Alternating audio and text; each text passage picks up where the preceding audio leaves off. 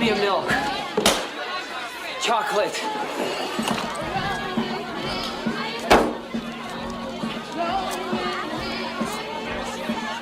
Cherry Coke. Do it. Worry about folks.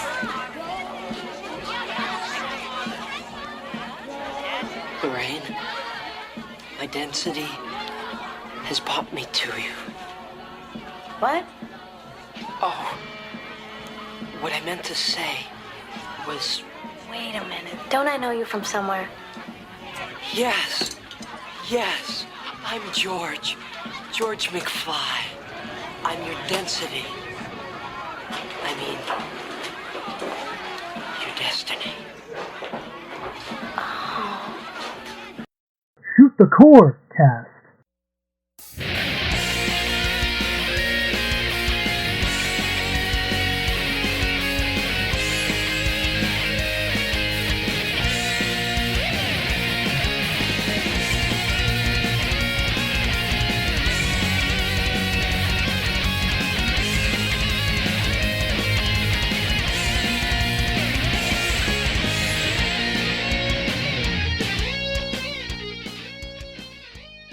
Welcome to Shoot the Core Cast, the official companion podcast to the RF Generation Shmup Club. This is the family-friendly shmup-themed podcast that would like to offer you some encouragement. When the chips are down, just point blank. From rfgeneration.com, I am MetalFRO, known throughout other parts of the web as the Game Boy Guru, and with me, as always, my co-pilot is... Addicted, also known as Addicted to Shmups. And we are honored to have some guests with us today to discuss this game. First and foremost, we have Mark MSX from the Electric Underground podcast. How's it going, my dudes? We also have Moglar, who is a prominent Ketsui player. Hey. And we have KZ the Kusa player, who is also active in Ketsui and has been participating this month with us. Yo, what up? Alright, so, as I mentioned, rfgeneration.com is where you want to be. That is the site that hosts our podcast. That is where we do our monthly Shmup Club playthroughs. There are some great articles on the front page. We have an active Discord. We have great forums where you can participate in discussions, and also the Shmup Club and the regular community playthrough, and a huge database where you can catalog your game collection. So make sure you go check it out. It's all free. It is rfgeneration.com. So, for January 2020, we decided to start the year off with a bang and go with what I would consider a fairly monumental game for a number of reasons. And Indeed. That is Ketsui by Cave. And we're starting 2020 off with that game, not only because it's a big game, but also because we wanted to do something new this year. And so, not only is Ketsui our main focus for the month of January, but through all of 2020, we're basically using this as a scoring competition so that people can jump in at any point during the year and submit scores to try and be the top dog on the leaderboard. And we're still working out the kinks in terms of what that's going to look like. But for now, what you want to do is either sign up at rfgeneration.com and hit us up on the Ketsui thread so that you can post your scores there. You can tweet at us at ShootCoreCast on Twitter. Please use the hashtag RFGShmupClub and tweet at us directly with your screenshot. Or if you're a Discord user, the RF Generation Discord, you can link to that from the front page of rfgeneration.com. And we have a dedicated Shoot the Corecast channel or topic in there where you can drop in and discuss the game with us, post your screenshots, etc. So there are going to be several ways to do that. But we're going to be taking scores for just about every mode of this game, and that's from the original arcade version to super easy, Destiny, if anybody has Ketsui Death Label on the DS, I would love to see some score submissions for that. Oh, God. Bring it, KZ. X mode on the 360 and PS3 ports. I know Zoido from our forum has been playing that a little bit and submitted a score for that. So, point being is, give us all your scores, and we definitely want to do that because I want to see a bunch of people playing this game, and we'll get into it here as we go along. But there've been a lot of people playing Ketsui the last month. Not everybody has been participating with our group, but I've seen a lot of stuff on Twitter and throughout other Discord channels where it just seems like there's a fair number of people who are playing Ketsui right now. So it just worked out in our favor that there's been a lot of discussion about this game lately. Yeah, it's definitely the hotness right now. I think there's no denying that. There's even a thread on the forum, remember, where the guy's Blossom was mad about everyone playing Ketsui. Well, and then there's another thread where someone sparked a discussion that says, I think the title is "There's Something About Ketsui," and so there've been a lot of people talking about it. That who made that thread? Do you know? I don't know. I don't remember off the top of my head, but it's been a lot of really good discussion about what makes the game great, and so anyway, we're gonna get into all that, but before we drop into that. I thought I would continue to plagiarize the RF Generation Playcast and go with their question of the month thing. And so, the question that I posed out on Twitter is, what is your favorite ever mechanic in a shooting game and why? And I said, please be specific. And so, Maz, at Maz, MAZ67086804 on Twitter says, having played almost exclusively Ikaruga for the last 5 months, the polarity mechanic, of course. And if you're not following Maz on Twitter, you should do so because he's been posting a lot of updates on him playing Ikaruga, and he is going for some insane stuff, trying to get like the highest level rank on every stage, and posting pictures of him getting S++ rankings and stuff like that. So it's really cool to see that progress. Yeah, and also keep an eye on his YouTube channel because he's going to do a Jamer style comment, like annotated run when he's all done. So that'll be really cool. Yeah, that'll be awesome to watch because I know Ikaruga is one of those games that it's pardon the pun, but it's polarizing.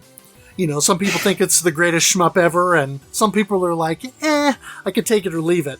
I like the game, but I've never really got good at it. And so I know understanding best use of the polarity mechanic and then also the chaining is really how you get the most out of the game. And so part of it is I just haven't, sat down and dug into the game. And I know that's one that we're going to look at eventually for the Shmup Club. But, it's just one of those that I need to get into a little bit more. Oh, what's truly mind-blowing? Watching somebody play Ikaruga, controlling both ships at once and scoring. That crap is that's insane. The double play? I've heard about that. Yeah. Like, they do crazy stuff, like use the polarity mechanic to have one ship body block the shots for another ship. That's and really dual chaining and stuff like that. It's crazy. Like, a lot of double plays you see are usually just they combine, they try to control the ships in basically similar spots and just basically have them do the same thing. And it's that's not really that impressive. But when you see Ikaruga double plays, they try to make their ships do different things for scoring and for blocking blocking bullets, because you can do that. That's crazy. You're going to mention that. That would be impressive to see, though. Have you seen the guy double play DOJ, but on a cabinet? So he's controlling both ships on the cabinet that's pretty crazy. So he's I've seen that. Manually doing the buttons and the arcade sticks with one hand each. So, oh wow, I was impressed. That's pretty cool. At John PV says, for me, it's how you earn a multiplier and score bigger points in Esperade. The syncing of your secondary, main shot, and the timing with that to get that shiny 16x bonus just works so well for me. Combined with the visuals and level designs makes it my all-time favorite. I really love that. Cave's got some really great scoring where it's like when you score really well, you get visually rewarded. Yeah, you get them chips. We'll talk about them chips. Yeah. Or there's like just this like. Esperid scoring feels pretty similar to Ketsui's. Yeah, I do wonder if it was kind of basically a prototype for Ketsui's scoring. In a way, maybe, yeah. KZ, you actually chimed in on Twitter as well. Yeah. Do you feel uneasy about what you said? Oh, well, I just thought about it a little bit more, and I feel like it's mostly about, not about the mechanics, but about, like, things being flashy. Like, I like scoring when it looks really flashy, and the scoring tricks that people do are, like, they look really cool. So it's less about mechanics for me, and it's more about, like, you know, what people do with the mechanics. Right. I'd say empty locking in general is my favorite mechanic. My favorite mechanic, I thought about this in the outline, is just the concentrated shot mechanic, you know, that is in every cave game and every bullet hell ever. I think that made a massive difference to the genre of shmups. Oh, the focus shot. Yeah, the focus shot. That's by far my favorite. Interesting. I didn't really think about that either. You just take it for granted. Maybe. Yeah, it's just kind of like... Maybe. I've just been playing for sure. like Grega and Batsugun and talking about that this week, so that's why it was on my mind. Yeah, I mean, you think about it, because Cave has used it so much and because so many other games have copied that style, it almost seems like a vanilla thing, but then when you think about it, there's a reason that everybody's copying it. And that's because it works. It's a very clever mechanic. So Zoido from the forums, at Zoido_ on Twitter, says the capture ball in G Darius. Capture enemies to increase your firepower and feed them to your alpha beam to wreck everything. Is that the mechanic where you just like capture the mid boss fishes and like basically have them do stuff for you? Well, that's one of the things that you can do with them. You have to weaken them first before you can capture them. It's like Pokemon. But I for some reason I thought you were going to say that. Because we talk to each other a lot. That's why you know my humor at this point. Yeah. Yeah, and at CollectorCast, Duke Togo from the forums, he says, I don't know if it's my favorite, but I really liked having all your ships on screen idea from Shoot One Up. Very unique, and it was fun to handle the formations and balance of having more ships versus being a big target. And that's a cool one. You know, that's one of those games that I just got it on a Steam sale here recently, and I haven't put any time into it yet, but I remember watching Sayre's review of that on Bullet Heaven and thinking that was kind of a cool mechanic that nobody had ever really done before. I mean, the closest thing to that is, you know, early examples like 1942 where you got the side planes, or something like Daisenpu where your bomber is actually a squadron of planes, and then as you go along and they get shot down, then you just have less and less firepower. But the Shoot One Up seems like it kind of makes that the ultimate fulfillment of that idea. Yeah, what's that old... I'm trying to think of that old shmup that's just left and right. Not Space Invaders. It's Galaga, right? Galaga, right? You can make them capture your own ship, right? Yeah, and then save it. Then have the double ship. You can either use a single or double ship. That's what I was thinking. Mm-hmm. Yeah. Right. And that actually came up in our list here, as Stephen Eider said, having your ship captured, taken over, and either rescued or destroyed in Galaga was always an amazing hook for the game. Oh. And Bickman2K from the forums, he chimed in and said that's his choice too. You know, it wasn't as simple as get captured, double firepower. You make a choice about how of lives for extra power, or did you want to try your hand with a single ship? And so I thought that was interesting. I remember one of the first questions I asked to Dent was like, I played Galaga at a random arcade once, and I tried playing it like it was like a modern shmup, So I tried moving up and down and wondering why I couldn't move up and down. And then I asked the dumbest question about how I can play Galaga with auto fire on. Turns out not very well. Nope, it's one of those old school ones where Yeah, auto fire does not play nicely with it. well, yeah, especially since you can only have three shots out at once. Yeah, was that for I'm trying to think. I thought it was 2. Callus Cup, right? Because we played No, Galaga not and Callus Galaga Cup. 88. Just OG Galaga. Oh, Yeah, it's a very different approach. but enough of about course. Galaga. Yeah, Onward. yeah. So, Addicted, what would you say your favorite mechanic is? My favorite mechanic would have to be the old school and original Force Pod. That influenced so much to me looking at Guy areas or even looking at the capture that was spoken of earlier within G Darius, or even looking at Rolling Gunner and some of the mechanics there. There's so much that can be gained from that, and your strategic placing of the Force Pod is paramount to getting through those games. It's also interesting the way that it interacts with your power-ups, and that the more power-ups you get, the stronger your Force Pod gets. It's almost like trying to fly a second ship. And I always loved the way that took in place in the games. Nice. Yeah, for me, I was thinking about this, and I'm going to dovetail on what Zoido said and kind of expand that a little bit larger, and I'll say anytime you can use the enemy against itself. So anytime you can capture an enemy or steal its power. So, for example, in Blaze, Gaiarez, you can shoot out the TZ system and steal enemy power-ups. Blazon for the Super Nintendo, you can shoot out a deal and capture an enemy. Zero Wing, you have a tractor beam and you can grab an enemy and hold it out in front of you as a shield. Zoido mentioned G Darius.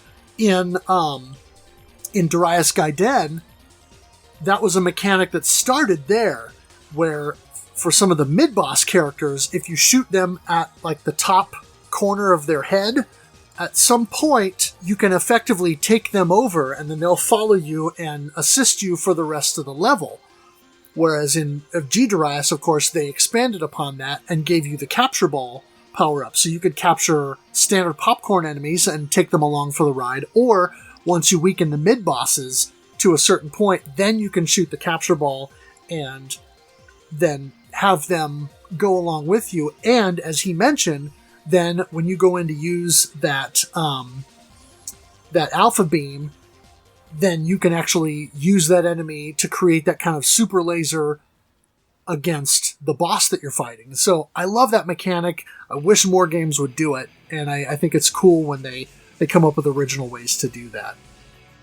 Space Bomber has stuff like that as well. You can grab the enemies and then throw them back or use their special power-up. That just kind of reminds me of try that Triggerheart one out. Excelica. It's like not a game that it's like not a game that people like that remember is wrong, fondly, yeah. especially since like I asked it on the Shmup Discord and people were just like, "Oh, that game." What's up with that game? Why don't people like it? I don't know. I think it was because it might have been the level design or something like that. But the mechanics are like you can grab enemies and just like either use them as meat shields or throw them at other enemies, and it That's just look cool. really funny. Yeah, and it's cool because you sort of do this weird thing where you grab an enemy and then you spin it around as if you're, holding it out with your arms and literally spinning around in a circle. You're like and you discus build up that tossing it. momentum. Yeah. And then you throw it out and it can cancel bullets and destroy enemies. It's a really cool mechanic. I'm glad you brought that up because I hadn't thought about that one, but it's a good example of that. I've never played that game, but I think it looks fun. I don't know.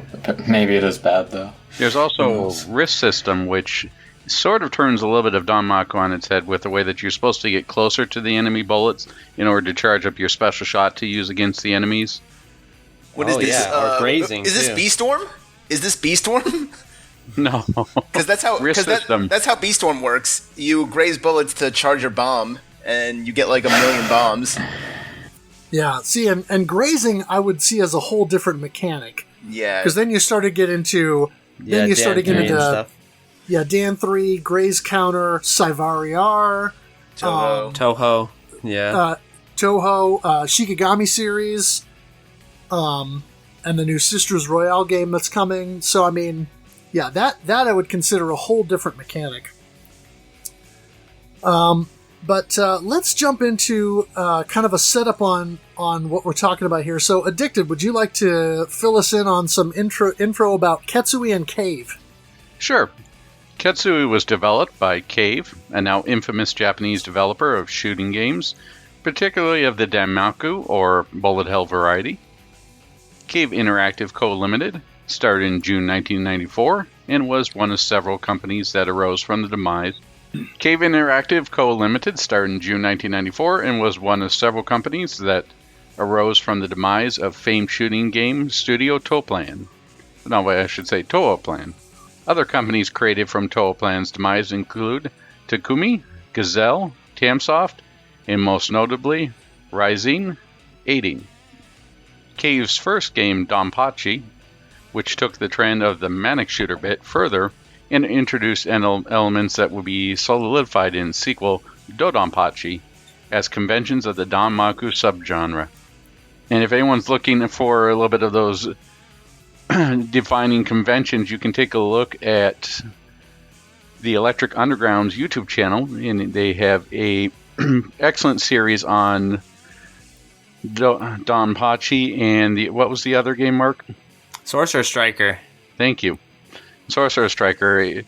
And one of them that's highlighted in there, and Mark spoke of earlier, was the Focus Shot. And if you're interested in finding a little bit more about the rest, take a look.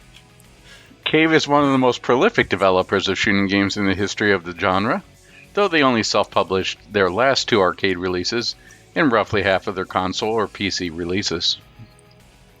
Ketsui Kizuna Jikogu Tachi was released in arcades and published by AMI in 2003. Yeah, I know, you finally found someone who speaks Japanese worse than you, Mark. I don't think I could have done that well, so I'm impressed. Literally every person I've seen try to pronounce that, like the whatever the stuff after Ketsui has gotten it so wrong that it's funny. Casey, can you do it? I think it's Kizuna Jikogu Tachi. All right. I'm impressed. Yeah, that's kind of Tachi. what I was thinking too. And I'm sure everyone here knows that Ketsui means determination, right? Well, Ketsui just means determination. Don't know what the... Do you know what the English yeah, translation no, for it is? Yeah. What the full title? Determination something. Do you I don't know it Game exactly Boy? off the top of my head. No, I don't. Okay, I'm gonna say it. I guess you'll have to bleep it. It's breaking the bonds of cutting hell. Cutting the Oh, bonds of yeah, hell. that's right. I did see that in an article. Breaking So- the bonds of hell. That's right. Well, just say heck at the end of it and you're done. Yeah. Breaking the Yeah, bonds. yeah, yeah. H-E H double CK hockey heck. sticks. Cutting the bonds of insert Ketsui. No. No, You know what the bleep perfect? sound You know what the here. perfect way to bleep out the hell is? Use the game over scream. The game over. Oh yeah, that scream. Exactly. Now, we won't have to bleep that because it's contextual, you know.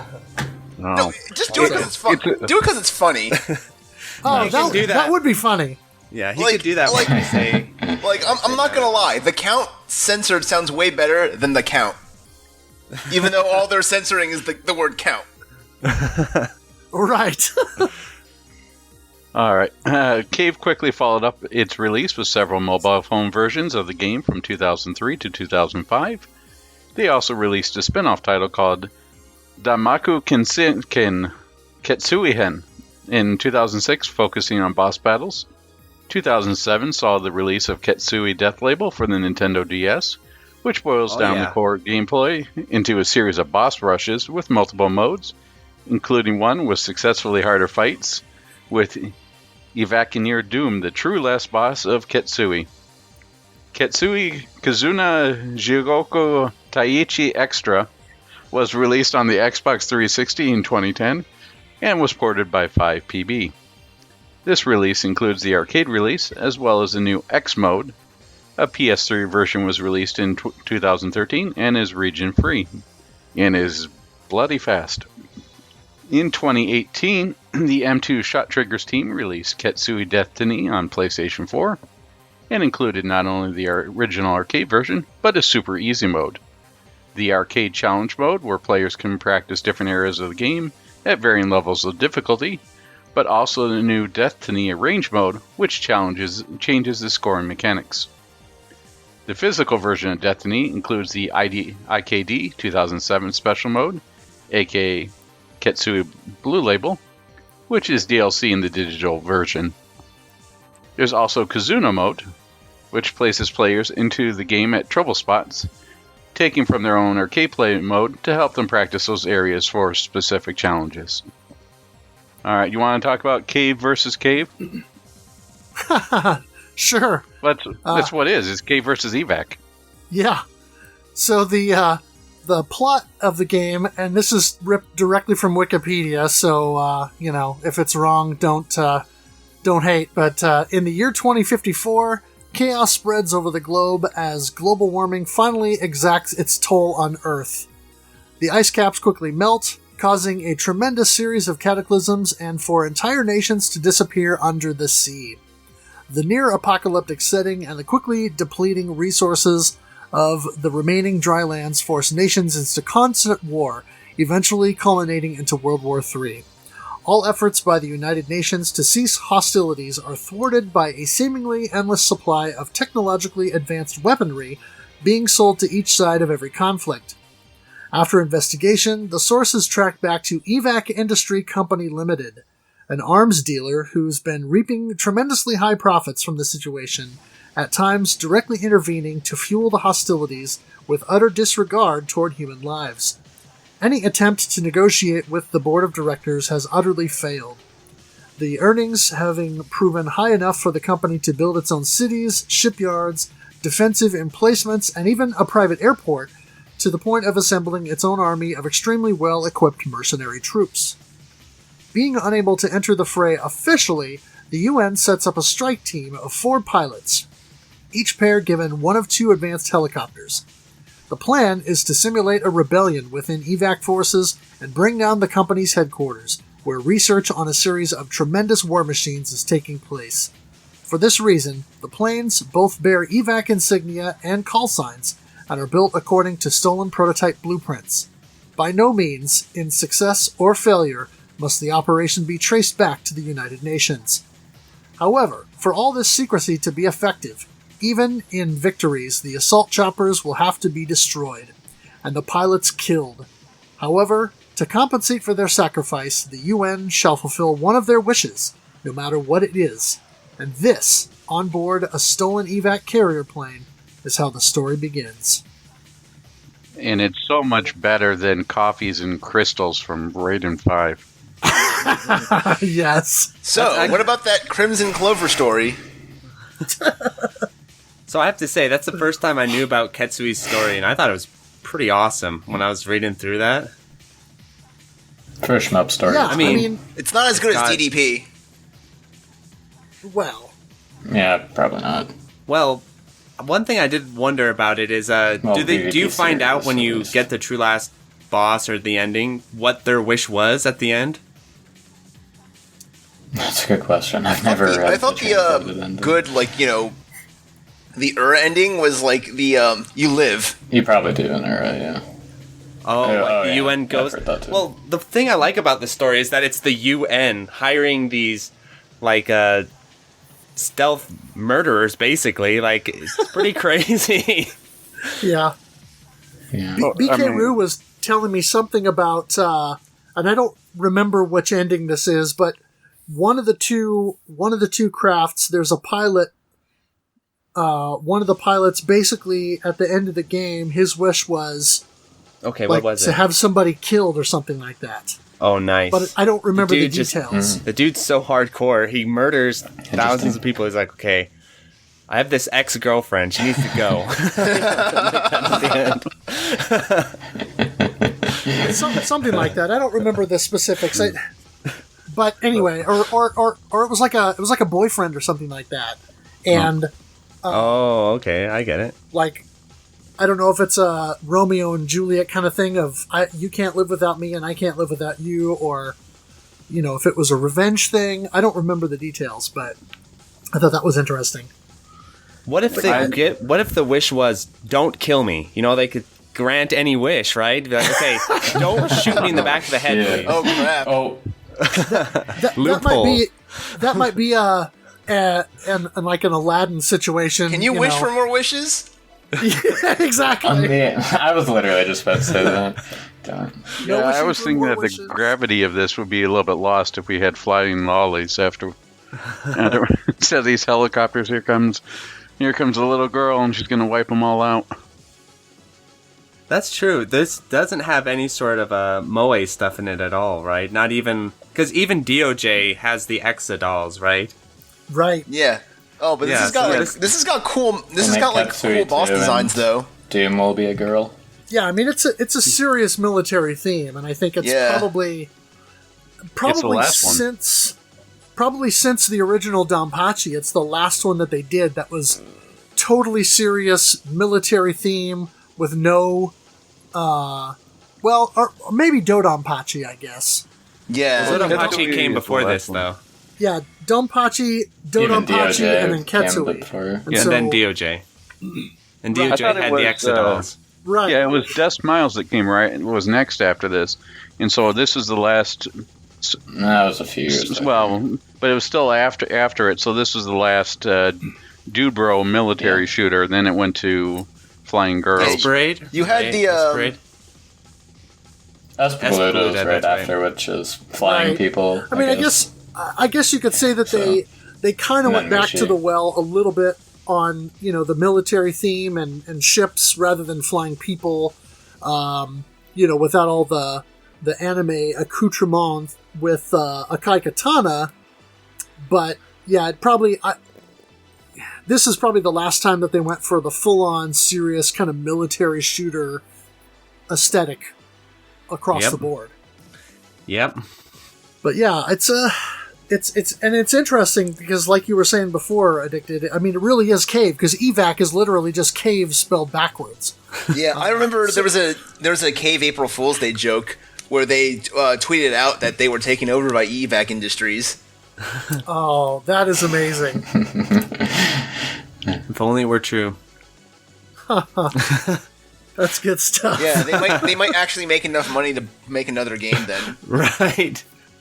Yeah. Well, maybe that. Hopefully, evac takes. What if it's over now. meta, right? Where they were secretly saying Cave backwards is making all this money, so Cave forwards. We're broke as hell. Well, yeah. But on the upside, if evac does take over cave eventually, maybe that means we'll get a Ketsui too. Yeah, where they go after the UN Yes, and they please. destroy the UN. In the I'll buy the revenge. PCB. That would be funny. Have actual evac agents going after the UN. You use that weird title. What's that? Revenge Joe's Brother. You have that Ketsui 2. Oh. The Revenge of Joe's Brother, or something really weird. Oh shoot. Oh yeah, Twin Eagle, Revenge of Joe's Twin Eagle. Brother. Yeah, or not Revenge. The Revenge of the Pilot's It's not Boyfriend. Revenge of Joe's Brother. It's literally Revenge Joe's Brother, which is really awkward, but I love it. All right, are we going to get into Tate? Well, let's break down kind of the basics of this game. Because it is it's pretty straightforward. There's not a lot to the basis of the gameplay. I mean, in the original Donpachi, you had 3 craft to choose from. 2 different planes and a sort of helicopter thing. And you could pick between shot type and laser type. In this game, it's a little bit more bare bones. You literally have 2 craft you can select from, and you have a standard kind of machine gun fire, and then you've got a focus shot, and then you've got a bomb. And that's it. And so the focus of the game really is on the scoring, I think. not so much the other mechanics. So you've got the Tiger Schwert, which is the kind of the helicopter, and it's not really like a traditional helicopter. If you look at the artwork for the game, it's more like almost Jets like a hybrid. Yeah, jet choppers or something. Yeah, I mean they're really cool looking, but yeah, they are kind of like a hybrid between a helicopter and a jet of some kind. But the Tiger has a wide shot, and it has a fast lock-on shot, but apparently it moves slower. Yep. And then the Panzer Jaeger has a more like forward shot, and locks on slower, but it's faster. I don't know if It's a lot faster when not in lock. yeah, it's Yeah, a that lot. bad boy I don't know moves. if the lock speed is In lock noticeable. shot, Panzer. I don't know like, if the lock speed difference is noticeable. It is. It's It is for me. noticeable. It's really small though. It's really small. Yeah, it's not like a CL and an AL. Wait, do you mean those the lock laser speeds the- are way different? the speed of locking on, or the movement speed? The speed of locking on. Because the speed of locking on is Yeah. very noticeable. The movement speed's noticeable, but it's a pretty small difference. And I think, would you agree, Moglar, that Tiger is just overall the stronger ship between the two? No, Do you think not Panzer's really. about as good? Panzer's better for survival and I Tiger's feel- better for scoring.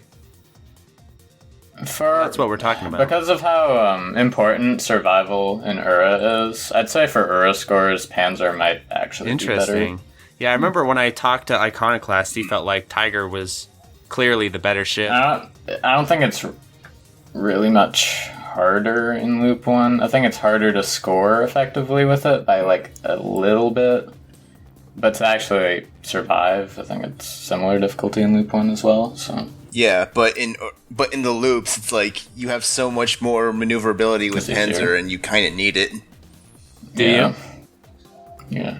In shot, killing larger enemies is whenever you have to do that, it's significantly easier with Panzer. But I was wondering, I haven't played Aura Loop, but I was imagining that Tiger's just wide suppressive fire is going to be really useful, but is it not really that important? But then the suicide Yeah, but bullets then come. whenever you shoot, a billion bullets. Oh, come. shit, I forgot Can't about really that. control that. I mean, well, snap. Forgot about that. And you can't move away from them as fast. so. Yeah. Well, what about Yeah. in IKD then? What do you think about in IKD? In IKD, the lock speed is actually the same for both of them. Oh. Tiger is probably a bit better in that mode, but it's probably pretty minor. Not a big difference. Well, and I think we might be getting ahead of ourselves here because you guys are getting into the technical aspects of the game, Right, which is right. great. But I think it's important to note that for those unfamiliar with cave games, their cave games tend to be shorter for the first set of stages, and so literally it's 5 stages. Yep. And then depending on your performance in those first 5 stages will either give you one set of second stages or another set of second stages. And so these Or nothing. are Or no second stages. right, or nothing. So I mean if you play like garbage during the first loop, or you continue and that sort of thing, then you have to play pretty well just to Yeah, make it almost still. you get- so, I don't know about so garbage. if you play like garbage or you use continues and that sort of thing, you get one loop. If you play relatively well, and you guys will have to remind me about the conditions, but there's basically 2 versions of a second loop. You've got the Omote loop, and then you've got the Ura loop. Now on the Ura loop, I know that you have to, if I remember correctly, you have to no miss, no bomb. Basically, don't use any bombs. Don't lose any lives, and then also achieve a score of 120 million points or higher in the first loop.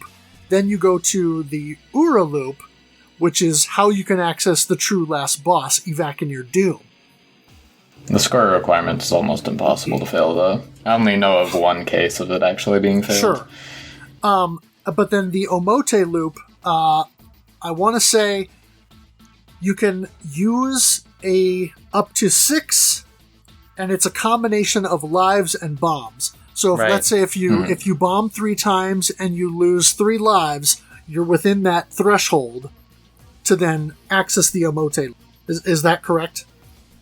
Yep. Okay. That is correct. Yeah. So I mean, really, there are 3 ways to play it out. You know, you can do your best and fail to meet the requirements for Omote loop and get 1 loop and get essentially a 1-all, just a standard 1-all, or credit feed through the game if that's what you want to do. If you're playing better and you can get through the game without losing very many lives or without bombing, then you open up that possibility of either getting into that second loop, that Omote loop, and essentially doing the same stages again, but under differing conditions. Or, if you do even better, you can access the Ura loop, which is the same stages again under similarly different conditions, but with the ability to reach the end of the game and face the true last boss. So, one of the things that I know that's different is, just kind of at a high level, when you're playing through on the first loop, when you shoot enemies, for every enemy that you shoot down, you get a chip, or a little square, a block. And these have a value on them from 1 to 5. And in the second loop, there are no chips, or no blocks. But enemies, when you destroy them, they shoot out suicide bullets, or revenge bullets, whatever the right term is. And so I've heard both. Yeah, you really have to play it. Revenge bullets is more accurate, but That's kind of what I was thinking, bullets because sounds cooler though. Yeah. Sure. It sounds metal as hell. I like it. But you know, revenge makes sense because they only occur once the enemy's been destroyed. And so and once you destroy it. Wait a minute, hold on. Exactly. Here's how they're suicide bullets. Because when you're shooting down the ship, the pilot has a choice. Okay, I could jump out, bail out of the ship and survive, or I could hit this button to blow up the ship and shoot out extra bullets to try and kill the guy. So that's what they do. That's the that's the Mark version, huh? That's the Mark version of why it's called suicide bullets. All right. But yeah, so I mean, it's an interesting way to do it because it makes you take a completely different approach in that second loop, as opposed to, you spend all this time learning to play the game, learning the scoring mechanics, and learning how to get the 5 chips from enemies and things like that, and then you get to the second loop, and all that's thrown out the window. And so I think that's an interesting subversion from Cave. Absolutely. You get to the second loop and it's like, haha, we're changing everything. I mean, obviously the stage layouts, the enemy patterns and all that is the same, but the way you have to approach it has to change. Yeah, and it's also very different from most Cave games, right? Because I know Akeda, he doesn't like those revenge bullets. And I can't think, does any other... So Dodonpachi definitely doesn't have them. Donpachi, Pro Gear. Oh, yeah. Donpachi. Does Donpachi have suicide bullets? Yes. Loop 2. Wow, I didn't know that. Pro Gear as well. Loop 2, yeah. Death Smiles. Death Smiles, yep. But, yeah. So the Akeda games, though, typically don't, as far as I'm aware. That would be kind of crazy in Dodonpachi, I'm not going to lie. If they started shooting revenge bullets at you on top of everything else. Yeah, in like an imagining the interview whole or hell something with he revenge bullets. said. Oh my god, dude. In an interview, I think Akeda said that he didn't use revenge bullets in that game because it would just not make as much sense with the chaining system. Yeah, you're trying to chain through revenge bullets? Oh, that'd be awful. Right. Yeah. Well, and I've played enough of the original Donpachi because I've owned it on Saturn for years to say that, yeah, the second loop revenge bullets are nasty. And I would say, too, another Wait thing until to you note see about Red Bullets. Ketsui that's interesting compared to the later Cave games is rank isn't really that big of a factor, right, Moglar? Unlike Yeah, not DOJ really. and, SDOJ, I think it technically DK. exists in some form, but it's like, don't even bother thinking about it. Also, Yeah, that's the very same thing with reason to- Dodonpachi.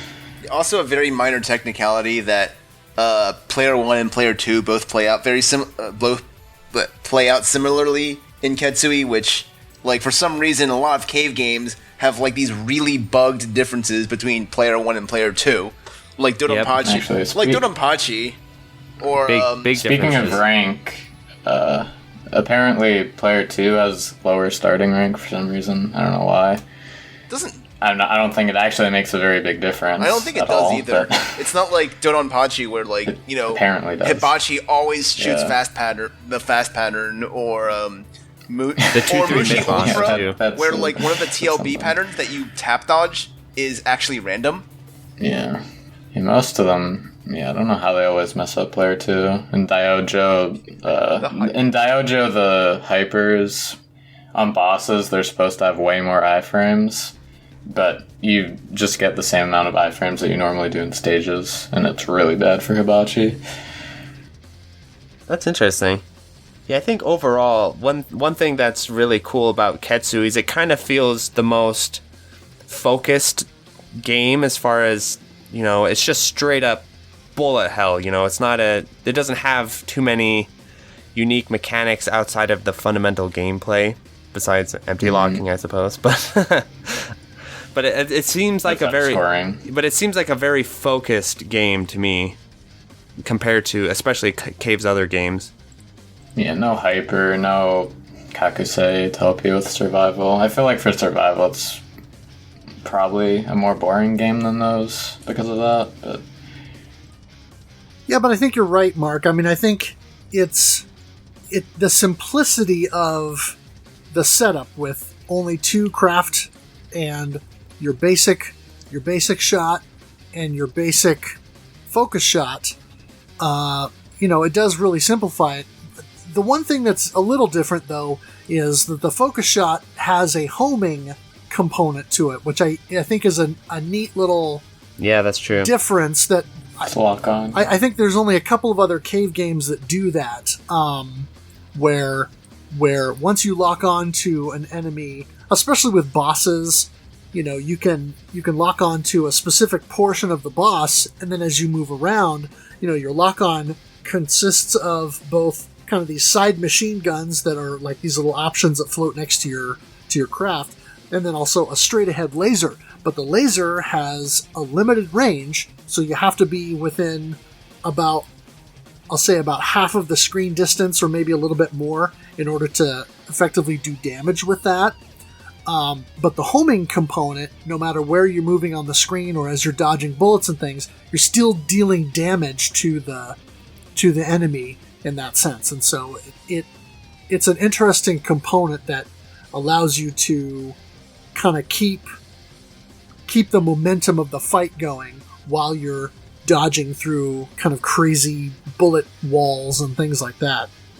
Yeah, it really promotes aggressive play style because unlike in Dodonpachi where you can kind of hang back in certain sections and just laser, like you said, it doesn't reach certain patterns and enemies, so I'm thinking like in stage 4 and 5 especially, you have to play more aggressively than you'd probably expect coming into the game because of the way the lock-on mechanic works. Yeah, and it makes me wonder why, when they designed the lock-on for Ketsui, why they chose to do it that way, with that combination of homing machine guns, but straight-ahead laser that has a limited range. Like, I wonder what the impetus behind that was. I That's think a really interesting thing. Is one like that. one cool. Oh, go ahead, KZ. Oh no, I didn't really have much. I thought it was just like really interesting how the options just locked on. They have a little bit of a limited range, but it is like a lock on shot, and also you know what? Forget about it. Sorry, I lost my train of thought. Oh, I was gonna say one really cool thing about the lock on mechanic is, especially in the later stages, what I started to do is that when you get presented with certain enemy formations, let's say a tank, and then a bunch of smaller enemies flanking you, you could lock onto the tank, and then while you're lock on shooting the tank, you can fly around and take care of the popcorn enemies with your laser shot. So I think that's really cool. It kind of helps suppressive fire more than just a straight up laser. Right, and it also, because of the way the scoring works, and we can get into this here in a little bit, but because of the way the scoring works, it allows you to keep destroying enemies and keeping up that counter for that multiplier, so that while you're trying to take out the larger enemy, you're not letting that counter deplete. Yeah, for sure. I was gonna focus a little more on like some subtle nuances. Like if you notice that if you're like right in front of an enemy, you lock onto the enemy much faster than if you're like, you know, say like half a screen away. And you can like kind of hear this by how fast the beeps go. Or like if you're like literally right up in the enemy's face, you hear like just these 4 really short, quick beeps. But yes. if you're like at the if you're like, you know, pretty far away from it and you try to lock on, you hear beep beep beep beep, and you can like actually hear the pause between the beeps. Yeah, I noticed that. Can also just... It's kind of like how a little bit how like locking on works in Crimson Clover, where if you're like right next to them, you lock onto them faster. Yeah. Yeah. Yeah, I noticed that when I was kind of playing early in the month and was, started to reach the first stage boss. I noticed that it didn't lock on as fast when I was at the very bottom of the screen. And so when, like, let's say when I would do enough damage to take out the little side heli deals on that first boss, and I would get a batch of chips, then I would immediately go into lock and move up a little bit so that it would lock on faster, and then I could quickly pull back again then to avoid the shots that it would shoot out. And so yeah, I noticed that pretty early on, that the lock-on goes much faster the closer you are to whatever you're locking onto. Well, I mean, I was thinking about we already went into great discussion on how this is different from cave shmups, and we're assuming that everyone is used to this, but there's a lot of stuff that Marcus brought up in his post regarding how cave likes to put you in a corner that wasn't discussed on there. This whole game is meant to stick you in either the bottom left or the bottom right, and then just take you out, at least when you're trying to play for survival. Do you believe that the way it works for Yura and I forget the other loop as well? Thank you. Do you believe the same thing, Mark, and that works for both loops? Oh, I'd think so, especially with the revenge bullets on the screen. That even makes the screen even more like pushing you into walls and corners. Yeah. Yeah. And then makes you trap yourself. If you don't have it. There's actually a lot of places where you have to stop shooting so that you can actually turn around.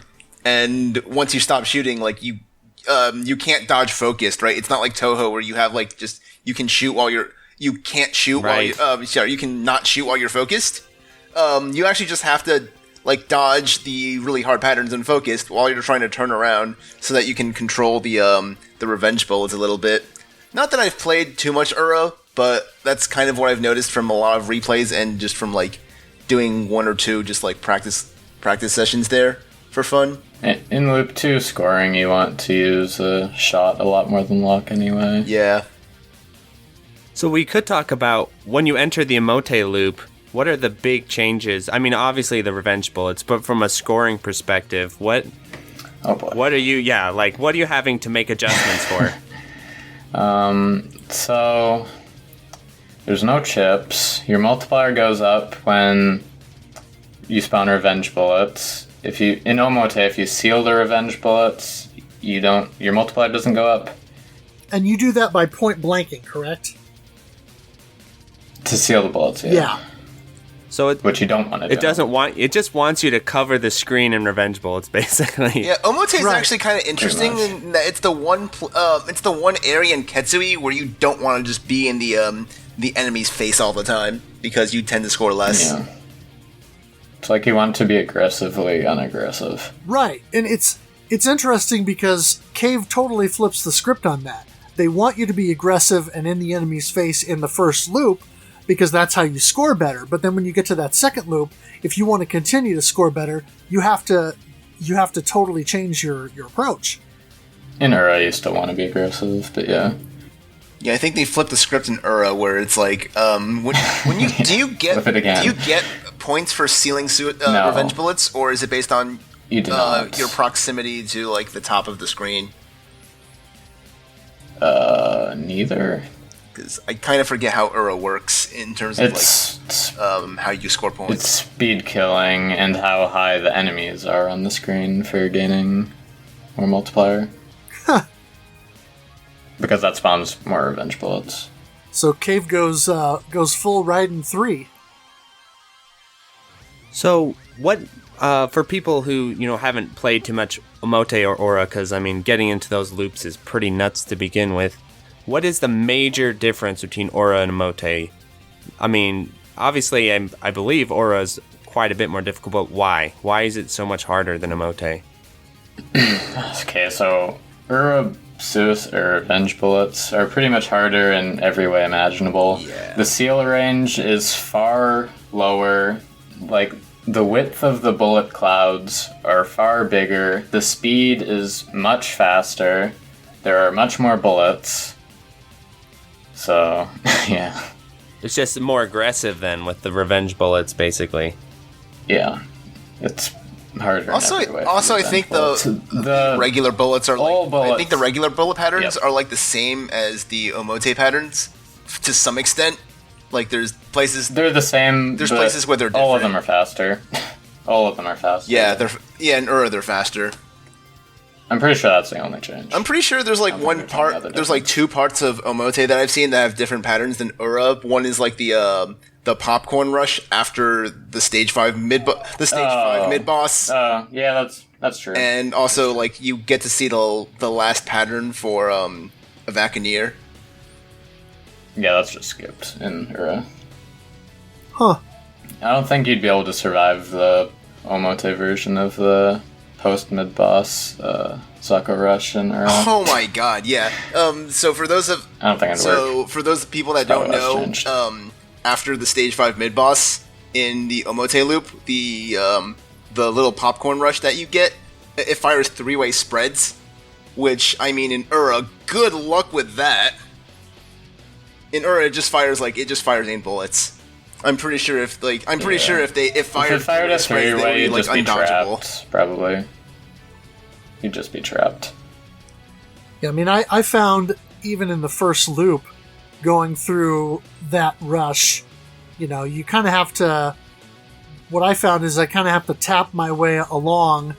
Start like on the left side of the screen, slightly up a little bit, and then basically kind of move down and then tap my way to the right as that whole rush is coming, so that I can kind of slowly direct their bullets in that one direction, so that basically I'm getting over to the right hand side of the screen as that rush is ending, and that way I can then kind of jump back up toward the top of the screen and start taking out whatever the next threat is.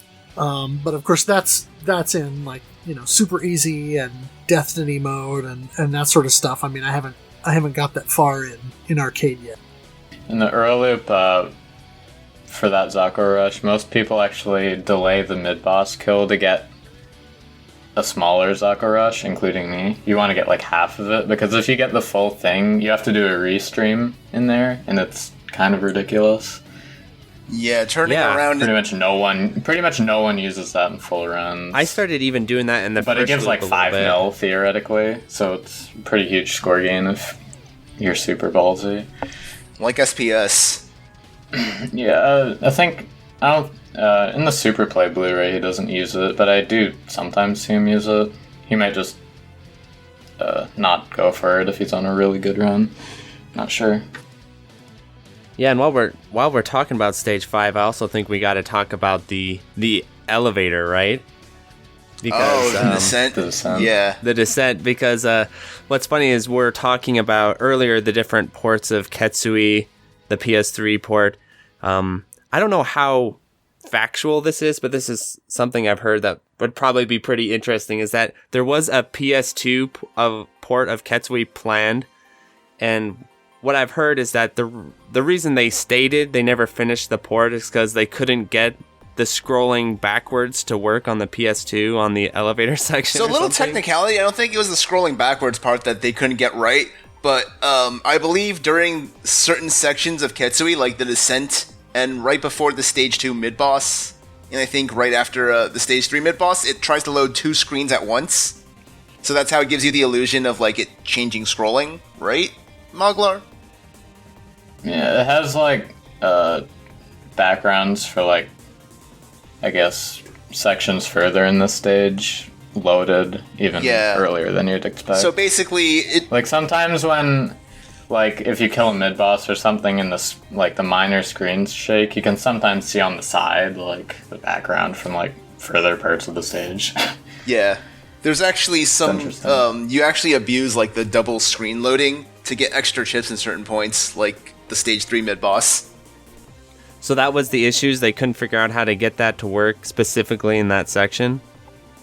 Yeah, I think it was. Yeah, I think so. The PS2 didn't have enough memory to load like 2 parts of the scrolling of the stage at once, without getting. Pecky told us about that. Without getting the scrolling right. I mean, not the scrolling, the slowdown. That's crazy to think about, because compared to the hardware that the game is being made on, I mean, the PS2 is a complete beast. So yeah, I was shocked when I heard they couldn't figure out how to. They're running a Metal Gear Solid 3 on the PS2, and they can't figure out how to get Ketsui going. But I guess it is what it is. Yeah, I was reading something, and I don't remember where it was, but that I didn't know about the double screen thing, but that there was also performance problems where they just couldn't eke enough performance out to get it as smooth as they wanted it. And so, obviously we got DOJ and Espgaluda and Mushi and Ibarra on the PS2, but for whatever reason, Ketsui eluded them. Maybe for the better, because I think the only good one of that set is DOJ, right? The other ones are pretty, especially Ibarra. Espgaluda's fine too, isn't it? Espgaluda's good. Espgaluda? Oh yeah, that's right. Also, it probably has the best arranged mode they ever made. So yeah. So speaking of arranges, Ketsui's got. Destiny's also probably one of the better ones. Yeah, Ketsui's got an impressive lineup of arranges. So maybe we should talk about those. Yeah, I mean, it's interesting that the Xbox 360 and PS3 mode has the X mode arranged, which I don't know that much about because I don't yet have either of those versions. I only played them like twice, but I didn't really like them that much. Okay, so I've played X mode in both, and I'm a little bit prejudiced because I don't think the 5PB ports are that good, and their X mode of Donanpachi DOJ is pretty absurd. It's kind of silly, to be honest. It looks awful. So you're talking about that's the mode that was included in the DOJ Black Label on the 360? Yeah. Where you have hyper on at all times. It's like DFK. Yeah, hypers. And then you turn on bullet canceling hypers, and it's just what? They made it in like a weekend, basically. I don't know if that's actually true, but that's how it feels. I think Ketsui's is better than that. Yeah, it is better. Some people seem to really like it, but I don't know. From like a scoring perspective, I don't think it's very good. You basically there's like special colored red ships, right? And you blow them up and they... Yeah. Like some enemies are colored red and they cause bullet cancels and you start 5 chains with them. The main a big problem with it is that the multiplier in the game... the stage multiplier caps out at 10,000 or 9999, and you reach that cap in literally every stage besides stage 1. Oh, when you apparently they actually thought of that though, and when you hit 9999, you start getting like 10k or something for every extra chip. So it might be better than I thought at first, but I don't know. Yeah, I mean, in theory, that sounds cool because if you can line that up so that you can chain those red enemy kills together and keep that maxed out, then yeah, in theory, if you know when to do that appropriately to get bullet cancels to get more 5 chips, that does sound like it could be a fun mode. Yeah, I need to play it more. Once you start a chain, though, it seems like you pretty much just want to kill everything with lock shot. At least that's what Mr. Monkey Man does in his replays, which does not seem very interesting at all. So, I don't know. Sure. Well, and that's one of the interesting things about the base multiplier in Ketsui anyway, is that, I've been mostly, when I've been playing, just for my own survival, I've been, start with a standard kill and then switch to lock shot and get as much as I can with 5s until I either expend, the group of enemies that's coming at me, or I reach a stronger enemy that I'm not going to be able to take out and get 5 chips from because that counter is going to run down. And so but I know that you're supposed to, from a scoring perspective, you're supposed to balance shot and lock on a little bit more evenly so that you can keep that multiplier or that counter higher.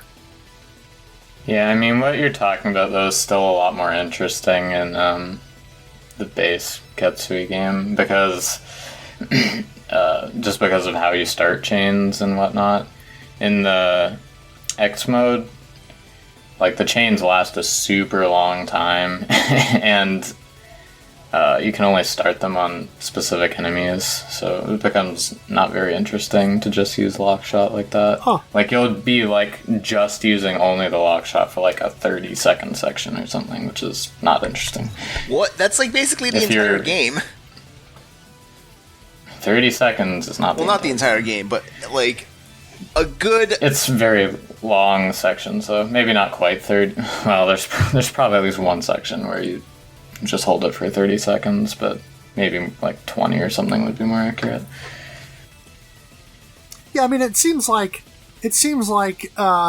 similar to Destiny, it might be a mode that would be more attractive for players that have a hard time with the regular arcade mode, that maybe if they don't have to concentrate as much on balancing shot and focus back and forth as much, without that sort of push-pull tension of that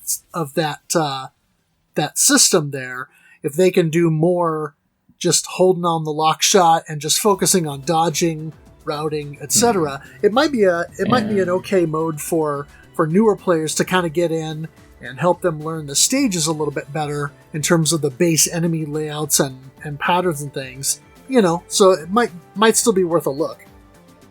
Yeah, it seems fine for pure survival play, I think, but when you get into scoring, Destiny mode is way more interesting, I think. Absolutely. It probably isn't as interesting for pure survival, though, Destiny mode. That game is basically just score, or you're not going to get much out of it, really. You're talking about Destiny, right? Yeah, we're talking about Destiny. The thing I like about Destiny, from what I've seen of it, is that it's pretty easy to survive, but scoring has a very high skill ceiling. So, kind of, like, just the easy survival kind of encourages you to score better, or, like, get you into scoring better if you're, like, a newer player. I think it's a really clever way they went about, because I think that was all intentional. Basically, the idea was they wanted to create an arrange that both appealed to newcomers who weren't quite, experienced enough to handle arcade mode, but also offer something to expert players who wanted some interesting scoring mechanics. So I think that's how they struck that balance there, where basically if you're playing it for survival, you're playing a whole different play style than if you're playing it for scoring. Especially since, well, just to explain to people, in Destiny mode, there's a button, you hold bomb, and you can actually turn on harder difficulty mid-game. And so it starts shooting more intense patterns at you, and then... It's the same as Ura patterns, I believe. It throws Ura patterns at you without the suicide bullets. Without the bullets. Yeah. So it's still not nearly as hard. No. Yeah. But then Yeah, and it's interesting because it also gives you a bunch of extends. And so for newer players, that's great because you have just more lives to work with, more mistakes you can make. But if you're an expert player, what it wants you to do is to suicide those extends for meter, and then to use that meter to gain more points, kind of like Garega style.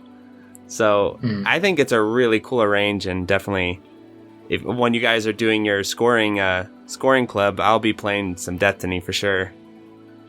Yeah, I mean, in a way, the way you're describing it, it almost reminds me of, and it's not a one-to-one thing, but it reminds me a little bit of novice mode for Crimson Clover, because, I mean, KZ, you went back and you were playing Crimson Clover Novice, but you were just going strictly for score, and you obliterated that game in terms of scoring in Novice mode. Oh, that's kind of funny, because for that run, I just completely forgot how to score stage 4, so I played it mostly for survival, and then at the very end, I remembered that if you got like a double break and you speed killed like the last few enemies, you get a lot of points from killing like the popcorn at the very, very end in double break mode. You just get like a lot of points.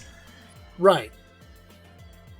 Yeah, and so in a similar fashion, I mean, Novice mode in Crimson Clover, I would say, is no joke.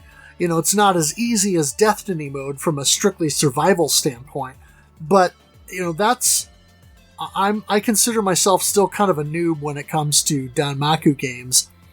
But when I started playing that game, I cleared Novice mode within a couple of weeks, so it's really not super difficult.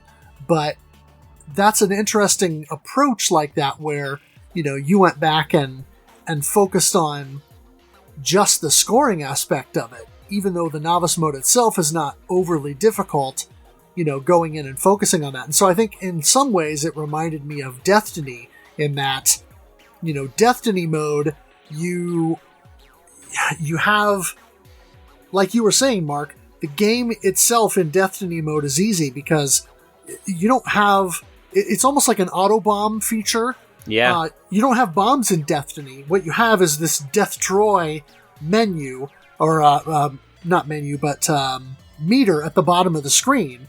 And as you shoot down enemies and you get these blue chips, then that fills that meter. And then you can also fill the meter by getting bomb icons and 1-up. Yeah. When that happens. And then when that meter is full, then you can hit the bomb button to activate Destroy mode, and it'll do a bullet cancel. But then as you kill enemies in Destroy mode, then it turns to gaining these gold chips instead of the blue chips, and that's all score, right? Mm-hmm. Yeah, another interesting, I wonder how much Crimson Clover actually influenced Destiny mode, because there's a lot of parallels between the two, because when you activate your hyper or whatever it's called in Destiny mode, yeah, it's like you can break, and then you can double break, and then you can triple break in Destiny mode. Really? Yeah, because if you hit bomb again, if you goes to suicide level enough times, you can do like 20 breaks. Yeah, if you suicide, I don't think it gives much extra score at that point, but yeah, so it's like a Crimson Clover in that way, except it takes it to the next level, because like Mog said, you can suicide for meter and stuff and just keep it going. Interesting. See, that's an element that I wasn't aware of with Destiny mode, so I'm going to have to look into that a little bit more and maybe watch some replays so I can get a better idea of how you implement that. Because, one assumes that you have to suicide at strategic points in order to really get the benefit from that. Yeah, definitely. Well, yeah, so when you hit that meter once, it activates your hyper, but if you keep hitting it, if you have a full meter, you'll get level 2, and then when it gets nearly to the end, if you hit it again, you'll get a level 3, and then you get, like, the gold boxes get bigger and stuff too, and you get a lot more points. That's kind of the way you really start cashing in big scores. Okay. Especially if you activate the death die mode by holding bomb, which makes the patterns get harder. I love that range, man. Death die mode gives way more score. If you play for score at all, it's pretty much required to use, or might as well Just be. have it on at all times, basically. Yeah. Besides the times that you forget to turn it back on again. Just hold B the entire game. Happens way too often. Well, and I'm assuming that that's how, because I know when you were talking to Iconoclast on your podcast, Mark, about Destiny mode, I'm assuming that using Death Die is how he achieved, the high scores that he got in Destiny mode. Yeah, definitely. Yeah, but it's a really neat arrange because, like you said, it is easier to do. I mean, when I played it the first time when I first got the game, I think when it was back in like November of 2018, I think when it came out and when I got it in the mail, and the first time I played Destiny mode, I got a 1-all, which completely floored me because I'm like, how? I'm terrible at these games. How am I doing this?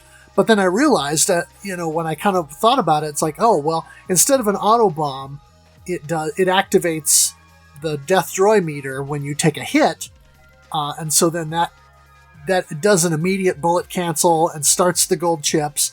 And so a lot of that is staving off the death in favor of using up some of your meter.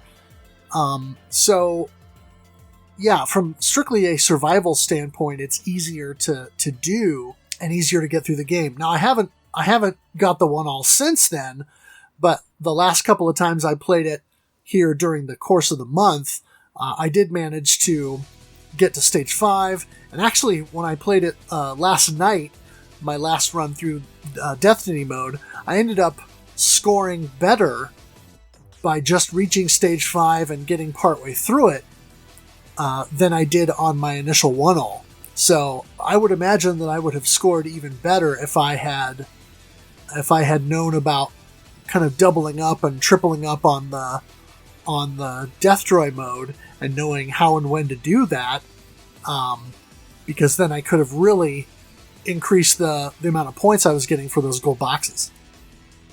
Yeah, and it's definitely gonna push your score up a lot higher. So people getting into Ketsui, compared to many other shmups, even bullet hell shmups, Ketsui, just the arcade game itself, is pretty challenging to say the least. And so if you're wanting to check it out, I definitely do recommend, if you start playing Ketsui and you're just having a really hard time with difficulty, go ahead and start playing some Destiny mode, because it's kind of a great way to get acquainted with the game, how the game works, the patterns, the enemies, the boss fights, all that stuff. So definitely a great arrange for that as well. And I would say super easy mode is another good one to check out as well, especially if you're newer to Danmaku games, because it's an easy mode. It will allow you to see the stages and get at least a little bit of a flavor for how the game is and how it flows. You're not going to get the full bullet patterns and all that stuff. So you ought to be able to clear it pretty quickly. But hey, if nothing else, you'll unlock an achievement for it. And, it'll feel good to have at least completed the one loop of the game, even if it's, as the name says, super easy. I know. Is there actually Ura and Omote loops in Super Easy? No. Oh, wow. Hey, Mark, you brought up in one of your... The scoring is still hard in Super Easy, though. Go ahead, Addicted. That's right. All right, Shmup Master, tell me, or Shmup Father, I should say. Tell me, on one of your videos, you brought up an idea that most cave games, your average player will be able to get past stage 1 and have a little bit or have some difficulty in stage 2, but stage 3 is where they usually say, all right, you've learned the basics of this game, now we're going to show you the full game. Yeah, definitely. And that holds true in Ketsui too. Stage 3 is not playing around, huh, KZ? Yeah, except the point at which the game gets, like, your first big challenge in Ketsui, unlike in most cave games, isn't stage 2. It's actually just isn't stage 3. It's the stage 2 mid boss. Like, yes, That's true. The stage 3 mid boss is the big gatekeeper, and then after that, like, I feel like the game just gets like significantly harder. I feel like in Ketsui, instead of like how usually in Cave, there's just a big difficulty spike after stage 2. It feels like there's a similar difficulty spike after like pretty much every stage. Yeah, because stage 2 definitely. I mean, stage 1 starts out. Like stage 2 in Ketsui is way harder than like pretty much any other Cave stage 2 in my opinion. Yeah, definitely way harder than even DOJ's stage 2. I think I like no-missed DOJ's stage 2 on my first try, I think. Yeah, I know. But in Ketsui, I didn't make it to stage 3 on my first try. And then the stage 2 boss in Kets, no joke either, the tank. Oh yeah, there's the one. A lot of people have trouble with the pattern grenade that gets attack. people every single time. Yeah, the grenades. Yeah, I started. Moglar's immune to the grenades, but the rest of us are I started bombing the grenades just because I get so nervous. Like even if I can do it like very consistently in practice, in a full run, I just get so nervous during the grenades that I've messed up a lot. So I just like bombing that section isn't really that costly to your score. So I just started bombing it. Yeah, I think I was always kind of okay at the grenades, just like due to dodging practice that in other games that weren't shmups. Like most other patterns in shmups were a lot harder to me. Just because I'm not used to like, I don't know, I guess all the bullets coming from like the top at the top of the screen. So I often do better with patterns like that. For the diagonal ones. It's pretty weird. There's also like the pattern before the last pattern in Toho 11 that I'm like oddly like crazy good at. On Lunatic, on my first attempt, I no miss no bombed it. Wait, are you talking about the one with like the two suns? Yeah, two suns. Yeah, and I remember the first time I played Ketsui, and I got to stage 3 mid boss with the the tanker or whatever it is, the battleship. I was like, this game's absurd, dude. Yeah, this game is just ridiculous. Well, yeah, and the thing about the stage 2 boss with those grenade bombs, I have difficulty with that because, like you were saying, Moglar, the patterns that come from the top of the screen in a vertical shmup, those I can see them coming and I can sort of anticipate where I need to be, or at least have some idea.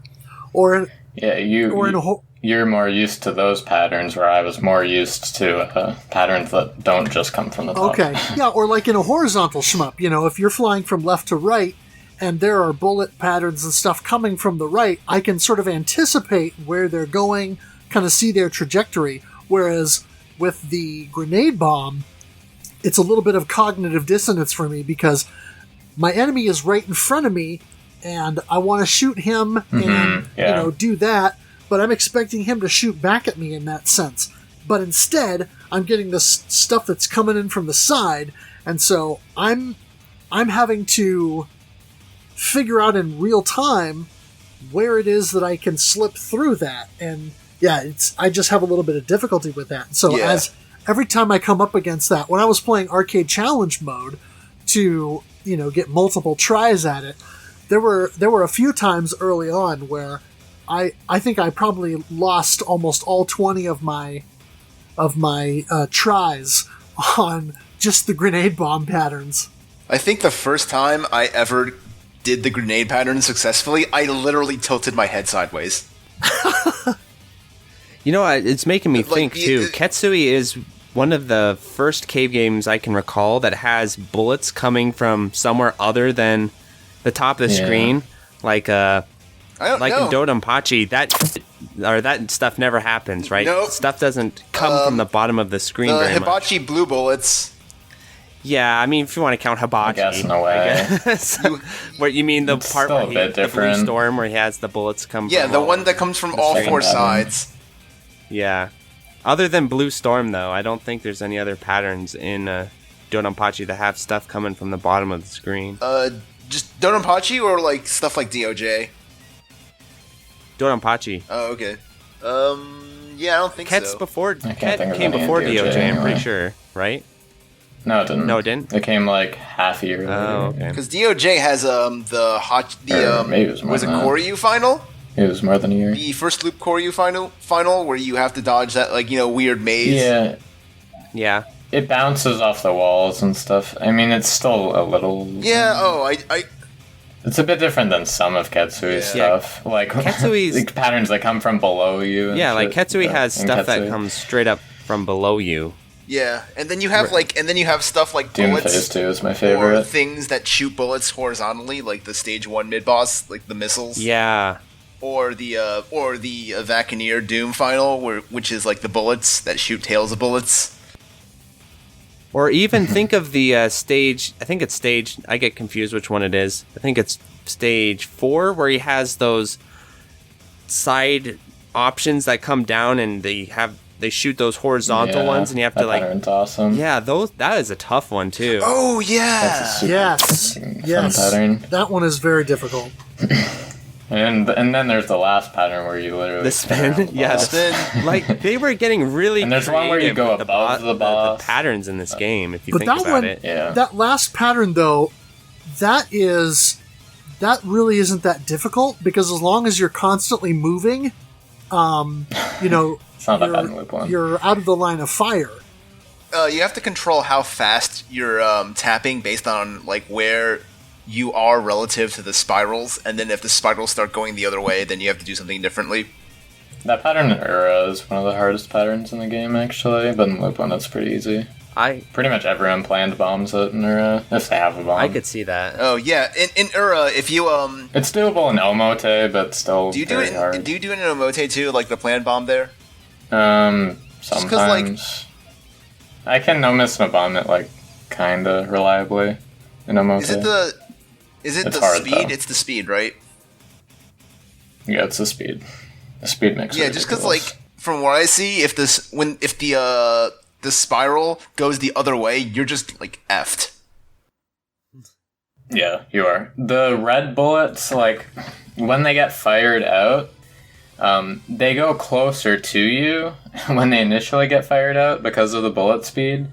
So you have, like, no room. You have to be right next to the edge of the screen at all times, pretty much, or you're dead. Oh, while we're speaking of patterns, we got to mention I think it's the third boss final attack where it's those blue balls Yeah. and pink balls or whatever. It's the pattern that looks the hardest, but it's actually the easiest. I don't know why, but when I was doing a bunch of like no miss, no bomb attempts for stage 3, where I was doing like high scoring attempts there, I would die so many times to that pattern.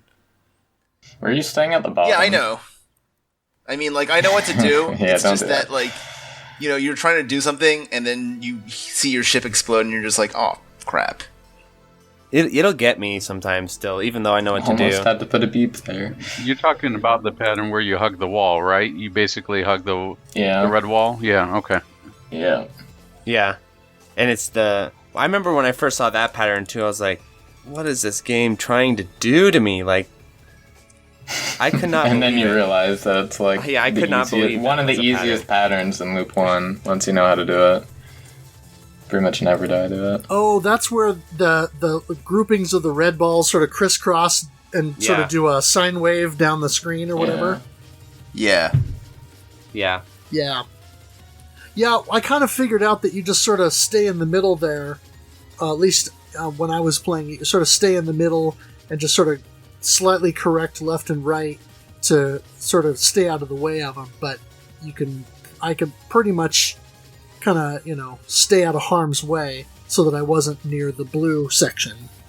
I think you're a bit low on the screen when I was watching you. In Loop 1 you want to be a bit higher. Oh, In Loop 2 you want to be right at the bottom though. okay. That makes sense. Because of the bullet speed. Right. Now, did anybody run into problems with the Xbox planes in Stage 3? There's 2 of them. I think you cut out a bit there, I'm not sure. Oh, what you were sorry. saying.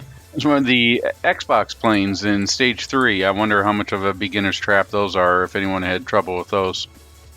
Oh, yeah. Those Which- are a huge beginner Which trap. Xbox Box planes? planes. You mean the golden bet? Oh, you wouldn't know that The name. big bombers. Oh, They're yeah. jokingly called the Xbox Yeah, planes. I think you mean the golden bats. Yeah, they're actually the big Delta. The They're big hard. Delta planes are actually named Golden Bats in honor of the ship from Garega, I believe. Okay. Yeah, those are a huge beginner's trap because if you don't kill those things right away, yeah, you're gonna have a tough time. Especially, when you're first learning the game and trying to play for survival. I saw people actually go around them and go around the top, which is something I tried doing and was fun to do, but I don't think it did anything for scoring or survival. For the second one at the very very end of the stage, you want to like go around it. You want to around the world dot like circle it. Yep. I think with that strategy, I think it's a bit higher scoring because you can kill a couple extra enemies that you wouldn't normally be able to kill in time before they leave the screen. Yeah. But it's actually just kind of straight up easier than the alternative strat as well. So It just looks if you so know how to do it, cool. at least. It also looks cooler, even if it's actually easier. But yeah. Yeah. Well, any excuse I can get to fly around a plane in a shmup, I'm gonna do it because I just find that delightful. You must like the Stage 4 boss final. Well, so that one Forces you to. forces me to. Yeah, I don't look as swag when it forces me to. I guess so. I remember when I got my first 1-all in DDP, there's the part in the stage 6, I don't know if you've seen this video, where, you're supposed, the one where it has the tanks coming down and then the turrets on the sides, just before the big red planes. I was going into that, I had no idea how to do that section, but I managed to survive it by literally circling the screen like 2 times in the most ineffective shmupping ever, but I was extremely proud of that. I think I even mentioned it in the comment of the video or something. You know how right before Doom Phase 2, there's like a long break while he fires the missiles out before they start shooting at you? Yes.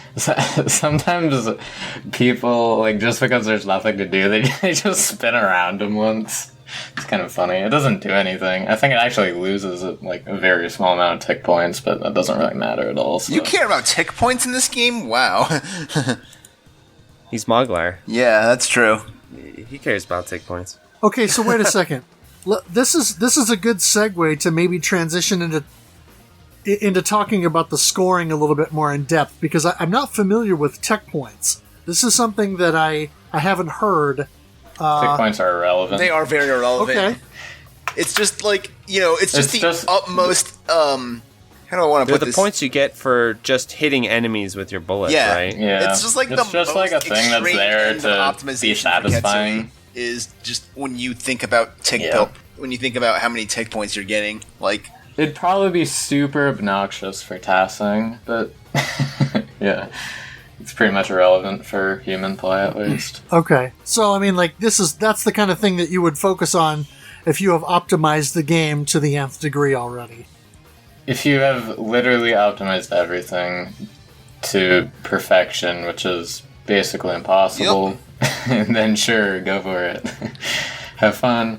One aspect of point optimization, too, about this game that's interesting is the boss milking, where you can basically dismantle different parts of the bosses for more points, but the consequence is that they get mad at you, and then you have to fight, more aggravated patterns and stuff like that.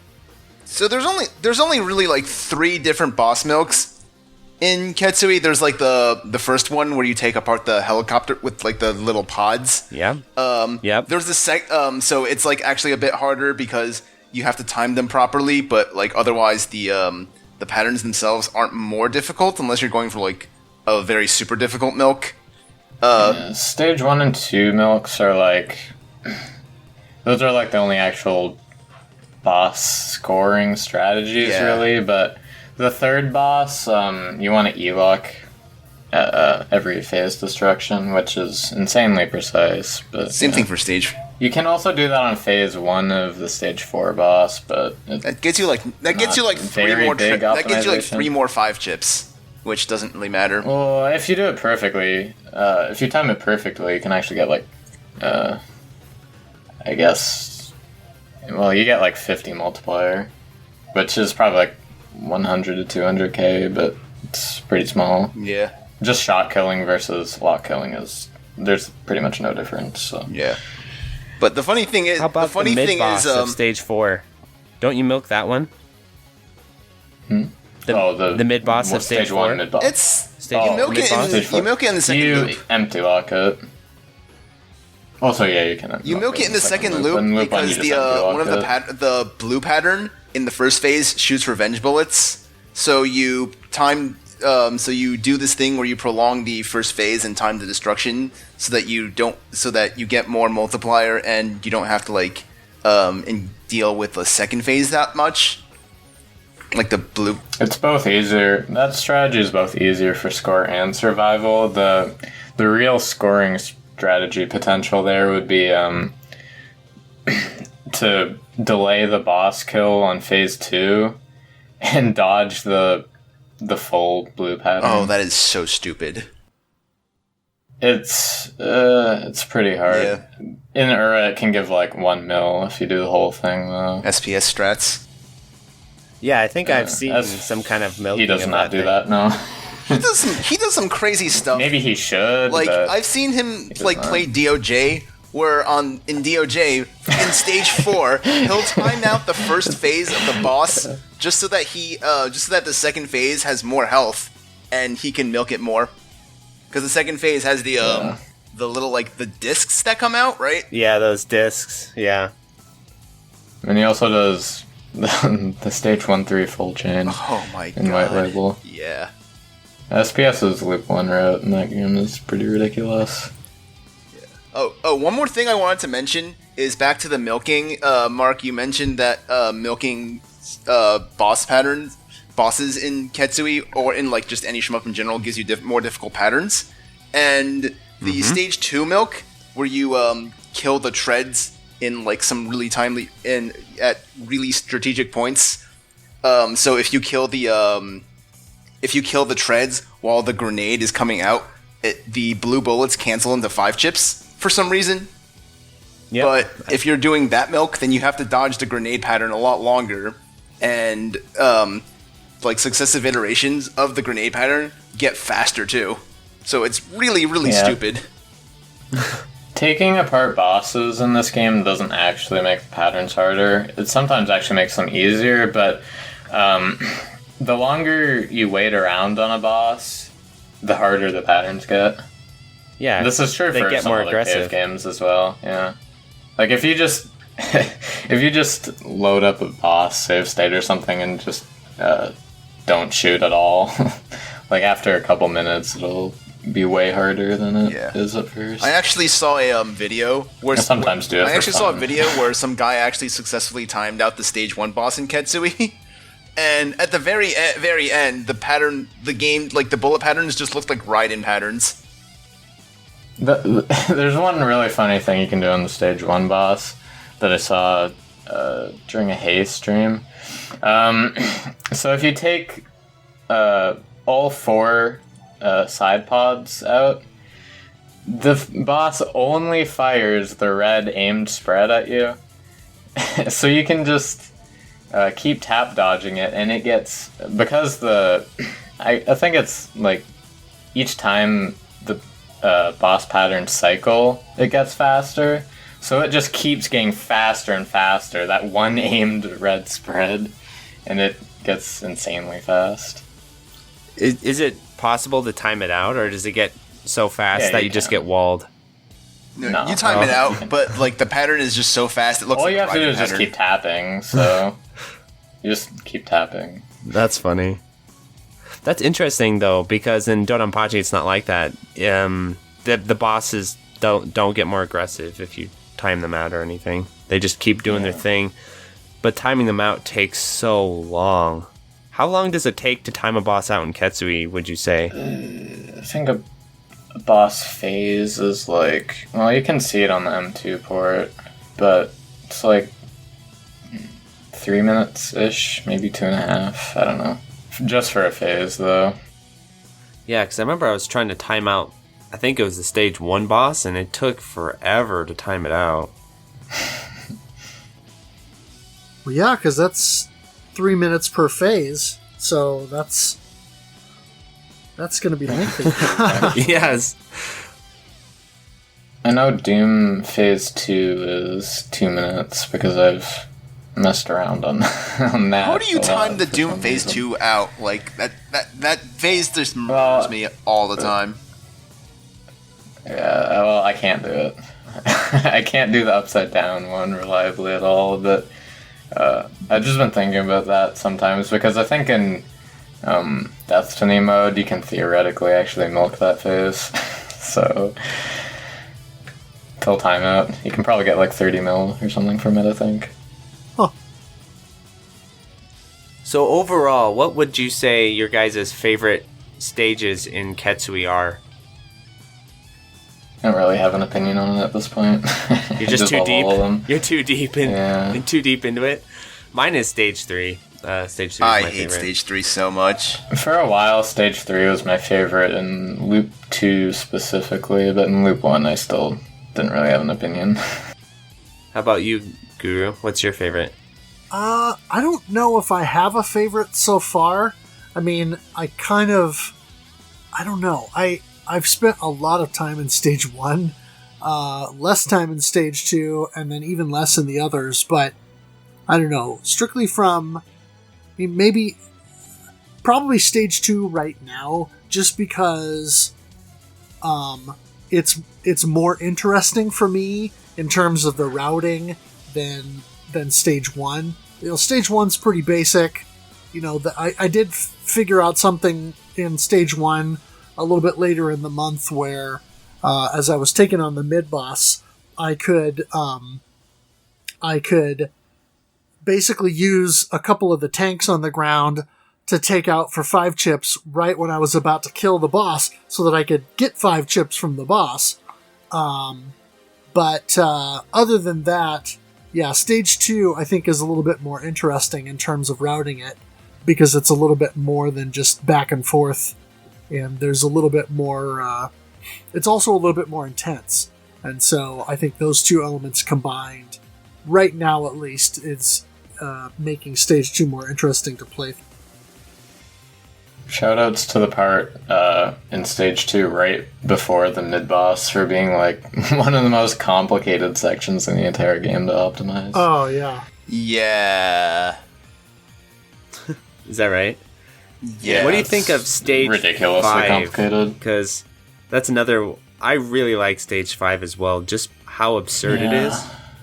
Stage 5, I don't know. I guess if I maybe had to pick a favorite, maybe it'd be Stage 5, just because, I mean, really, it's just because it has more to do than any other stage. It's longer. It's crazy, dude. It's harder to optimize.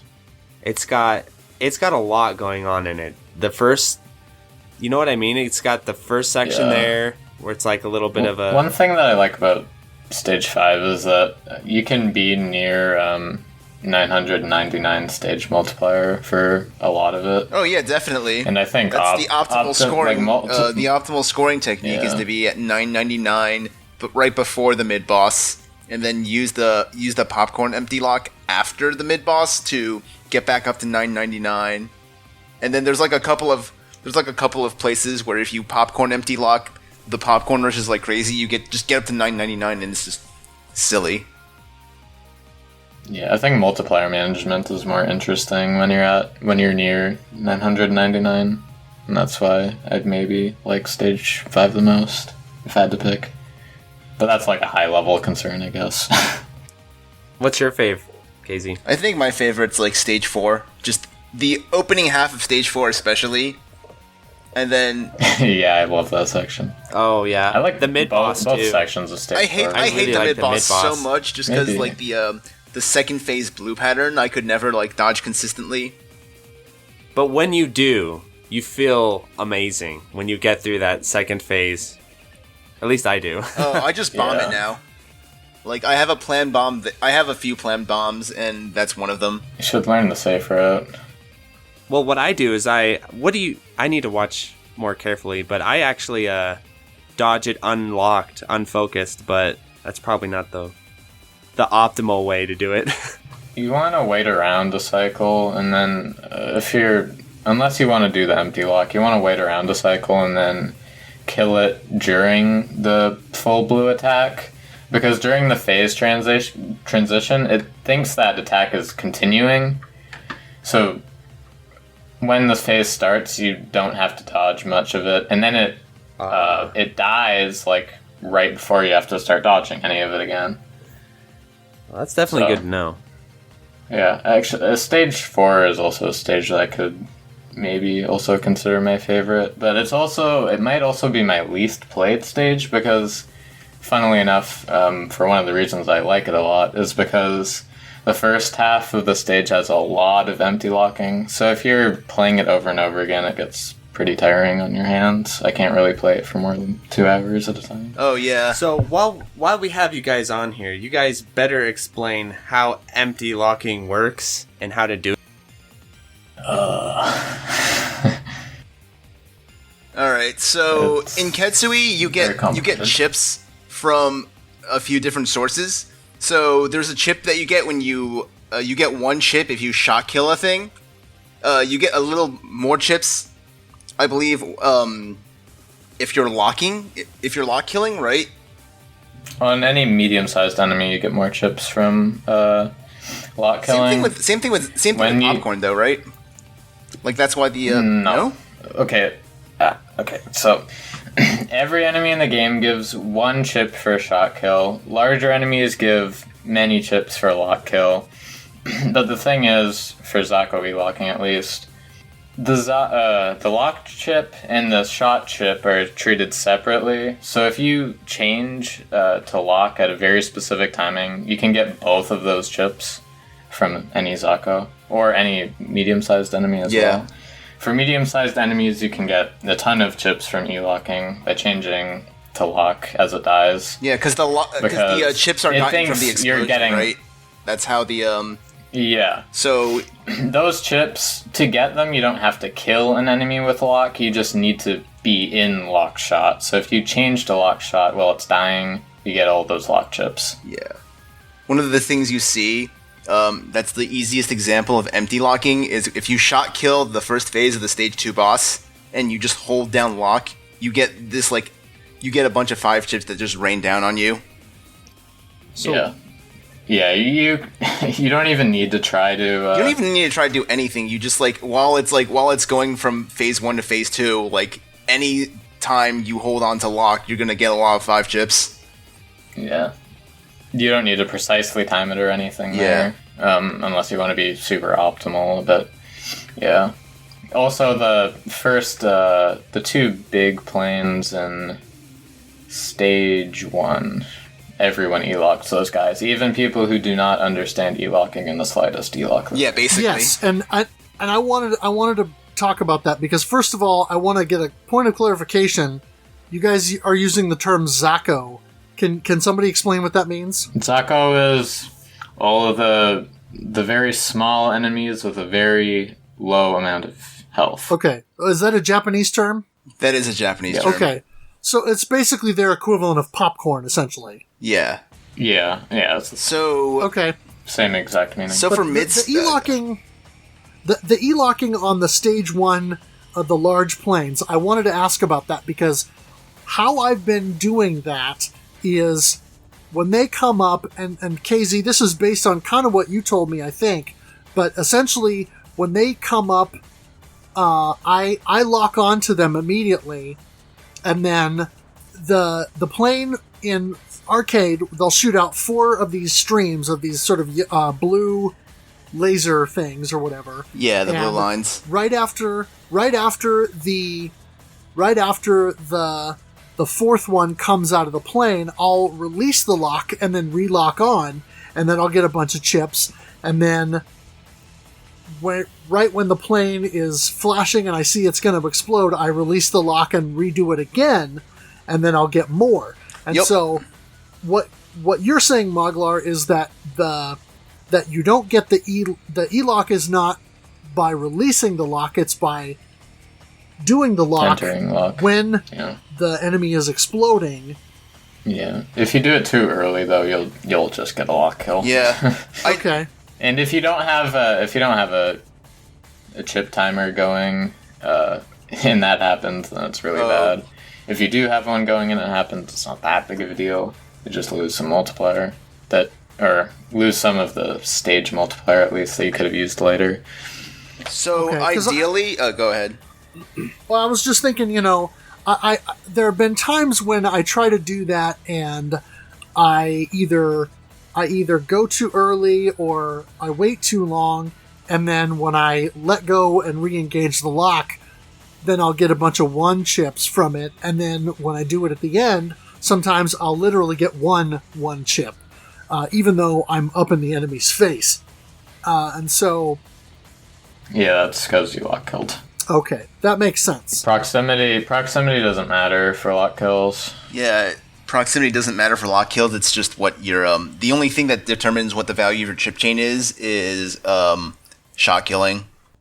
One other thing that you can do with e-locking, if you switch to lock and your shot hits an enemy from very far away, you can still get the 5 chips because you're getting the lock chips from them, which doesn't take proximity into account instead of the shot chips. You see that in a bunch of places in replays, like that gets abused a lot in the in certain empty locks, like the stage 2, the few empty locks right before the stage 2 mid boss. You see that where it's like, how the did you get those 5 chips on those like the random tanks that aren't really next to you? Okay, wait. Yeah. So you're saying, like, if you're using a regular shot on an enemy, and then you go to do the E-lock, and you lock at the right time while there's still shots traveling up the screen, when you get that lock kill and you lock in, and then you get that 5 chip level or whatever, you're saying then when those shots go up and hit those enemies, then after that, you're getting 5 chips from those kills. Is that what I'm hearing? Okay, so you want those to be shot kills, what I'm talking about.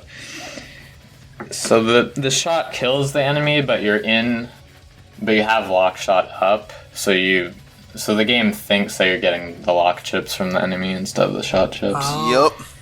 It's pretty crazy. Yeah, if you don't understand anything that I'm saying, then that's maybe to be expected. Yeah, empty locking is really weird. It's complicated. Yeah, and one of the things that we haven't really talked about, we've kind of danced around it a lot, but we haven't actually talked about the basics of the scoring system. For people that... We're already talking about the most complicated stuff of all time. I don't know, like the still Mushi, have not talked about the basics. Mushi auto fire, like the Mushi Maniac / Ultra, like auto fire glitch things, they're just feel a lot more complicated than empty locking. I don't know. Yeah, I mean, because... I haven't tried it myself, so I have no opinion on that. Because empty locking, based on what you told me, Moglar, is basically just a glitch that allows you to essentially exploit, or it's an exploit, I guess you could say, that allows you to get double the chips based on what you guys were talking about before. You can get double, or you can get a lot, or get way more than double if you're killing a bigger enemy. Yeah, but a lot of the time, ideally. On bigger enemies, a lot of the time why you even do an E-lock is just to save your lock-on multiplier for later instead of using it on that enemy. Yeah. Or you can also, if you have to kill a big enemy and there's no way to start a chip chain, you can just E-lock and get all the chips anyway. So the basis of the scoring system is that you want to kill a small enemy with shot. Then you start like there's like the 3 multipliers. There's like the 3 numbers from top to bottom. The top number is your stage multiplier.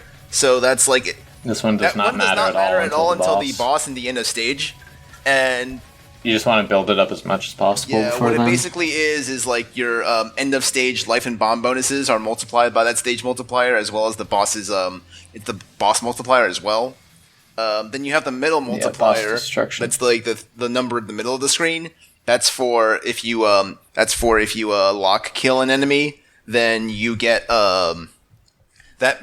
score equal to that. This is only for the stages. This is only for the stages. If you lock kill an enemy and if you lock kill an enemy, that enemy's base value gets multiplied by the middle multiplier, and you get that much score. But your middle multiplier kind of cashes out after a little bit, and then you have the chip timer. Did you want to say something? The middle multiplier caps out at 999, and you hit that cap, I think, in every stage of the game. If you're good. Optimally. If you're, like, really freaking good. And the top counter, since you're building that up based on the chip values, right? You build up both multipliers both of them are built up based off of chip values, but you can cash out your lock multiplier. So if you if you lock kill an enemy, not only do you multiply its base value by the middle multiplier you have at the time, it also decreases a little bit. Right. And so the way to get your basically to determine the value of the chip that you're going to get from a standard shot kill is proximity. Yeah. Proximity. So like if you're at the bottom of the screen and you're shooting enemies that are coming from the top of the screen, you're going to get ones. I think sometimes you can just get nothing even. Right. Yeah. So the closer you get to an enemy determines the value of what those chips are going to be. And so the fives are when you get really close to an enemy. And this is one of the things that is both brilliant and devious about the design of this game, because it's sucking me in, because it's so, there's that little bit of how am I want to put this? Is it a visual reward? Yeah, it's a visual reward. Yeah. It's that little sort of mini dopamine rush that you get when you can get those 5 chips, because Cave knew what they were doing. And I mentioned this in that there's something about Ketsui thread on the Shmup forum, was that Cave knew exactly what they were doing when they designed that, because the 1 chips are tiny. The 5 chips are large. So obviously you get more of that visual reward by getting a whole bunch of 5 chips coming at you rather than these tiny little 1 chips. And so it really is a very instant gratification kind of thing.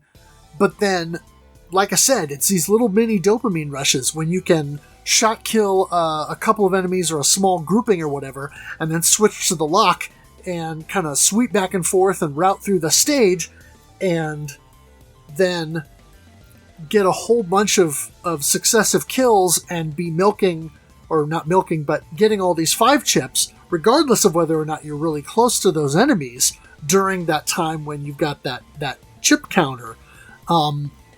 So it's really satisfying to do that. And I know that when this game was being designed, they had to know that was going to be an effective way to get people to want to do that more, to encourage them and sort of organically teach you how to get those things, so that you would learn the nuance of the scoring system a little bit. It's also very easy to get into, like compared to something like Dodonpachi. I can't Dodonpachi chain for my life. Even a lot of other cave games. This one, the scoring is a lot easier to get into, but for high level players as well, it's also like probably the most complicated game they ever made. So, besides maybe arguably Mushi, but what about Pro Gear though? Don't really think so. What about like Pro Gear scoring though?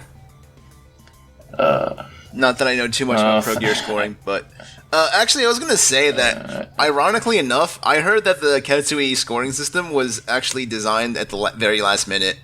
I've heard that before, but I find it kind of hard to believe, honestly. I don't know, the stage design just seems a bit too well thought out for something just like that they just stuck on at the last minute. I guess that's true. Because the way they give you like tanks at the bottom of the screen a lot of the time, so you can start chip chains that way. Like that happens a lot in the game. And stuff like the big like factory or buildings in stage 5. The air conditioners. They have like a row of tank. Yeah, they have the row of tanks going above them that you can go grab a 5-chip from and then lock kill them. Like, I don't know, that just... I have a hard time believing that all of that is an accident, or just added on in the last minute. But I wonder if maybe they're referring to the Aura and Emote loops. Maybe. You know, with the suicide bullets and all that stuff. Maybe that was kind of a last-minute decision. Maybe. That's probably more likely. That probably makes a little more sense than no. They just designed this really well-made thing, and they designed the level design of the game based around, you getting these chip chains, and you being able to just, like, weaken an enemy, and then grab this popcorn here, and then lock back onto the bigger enemy, and, like, just, get a lock kill on it. Yeah. Maybe it was decided like 3 weeks before the game came out or something, but then everyone on the team worked like 20-hour days until the game came out. Yeah. That would still make sense. Or could. I think you're right, KZ, because that is a really satisfying thing to kind of figure out. I mean, because I figured that out on my own. Basically, I was trying to figure out, I was trying to go for the side pods on the stage 1 mid boss as I was trying to learn how to score, but then it became harder because he threw more at me. So I was like, well, I don't want to do that because my chances of survival go down. And so then I don't remember if it was you or who it was that was telling me just focus on taking the boss out.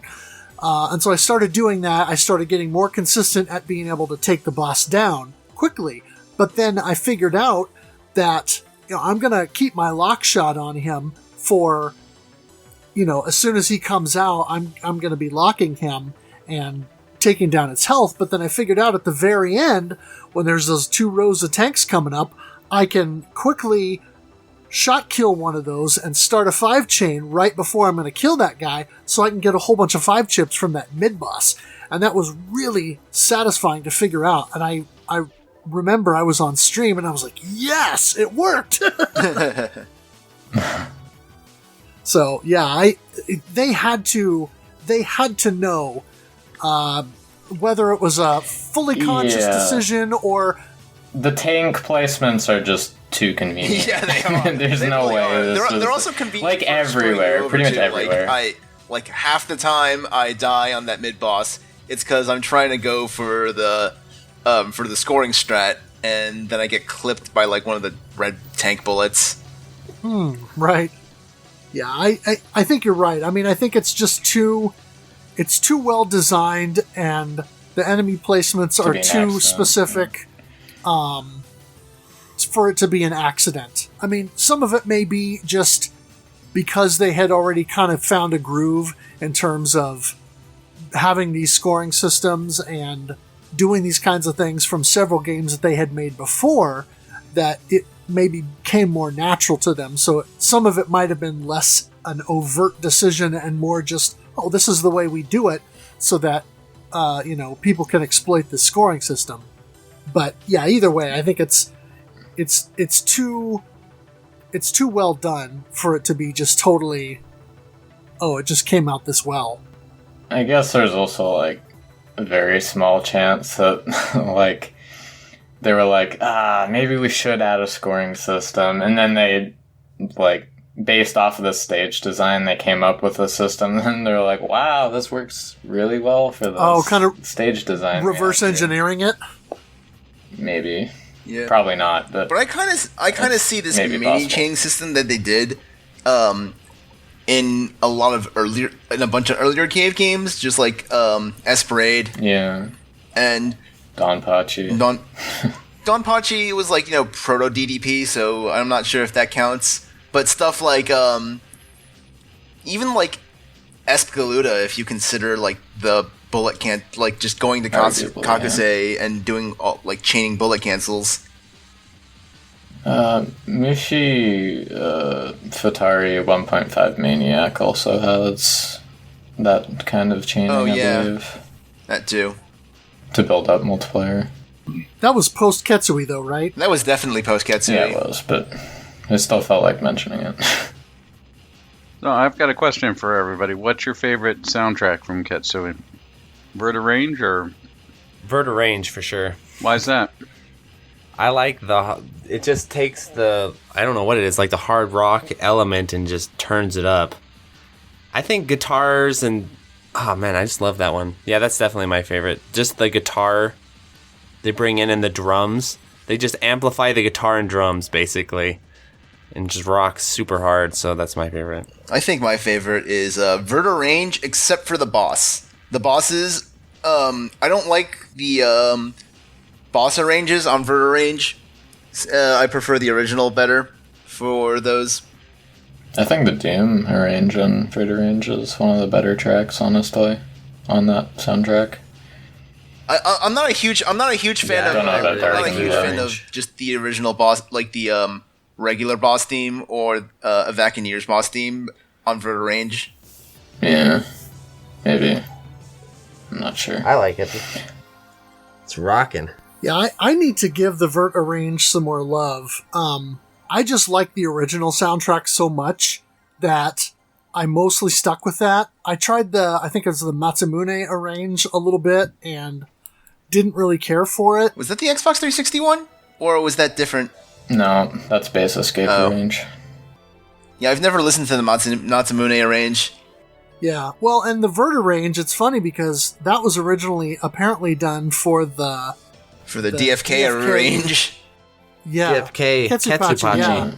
yeah. So it's interesting that that M2 pulled that in for the game, and of course it's for the digital version that's DLC, but if they included it on the disc. So for those of us that bought the physical version, we get that already. But I'll tell you what, the original soundtrack I love, and it's interesting because, yeah, you know, Mark, you were talking about on the Verta Range how they just turn everything up.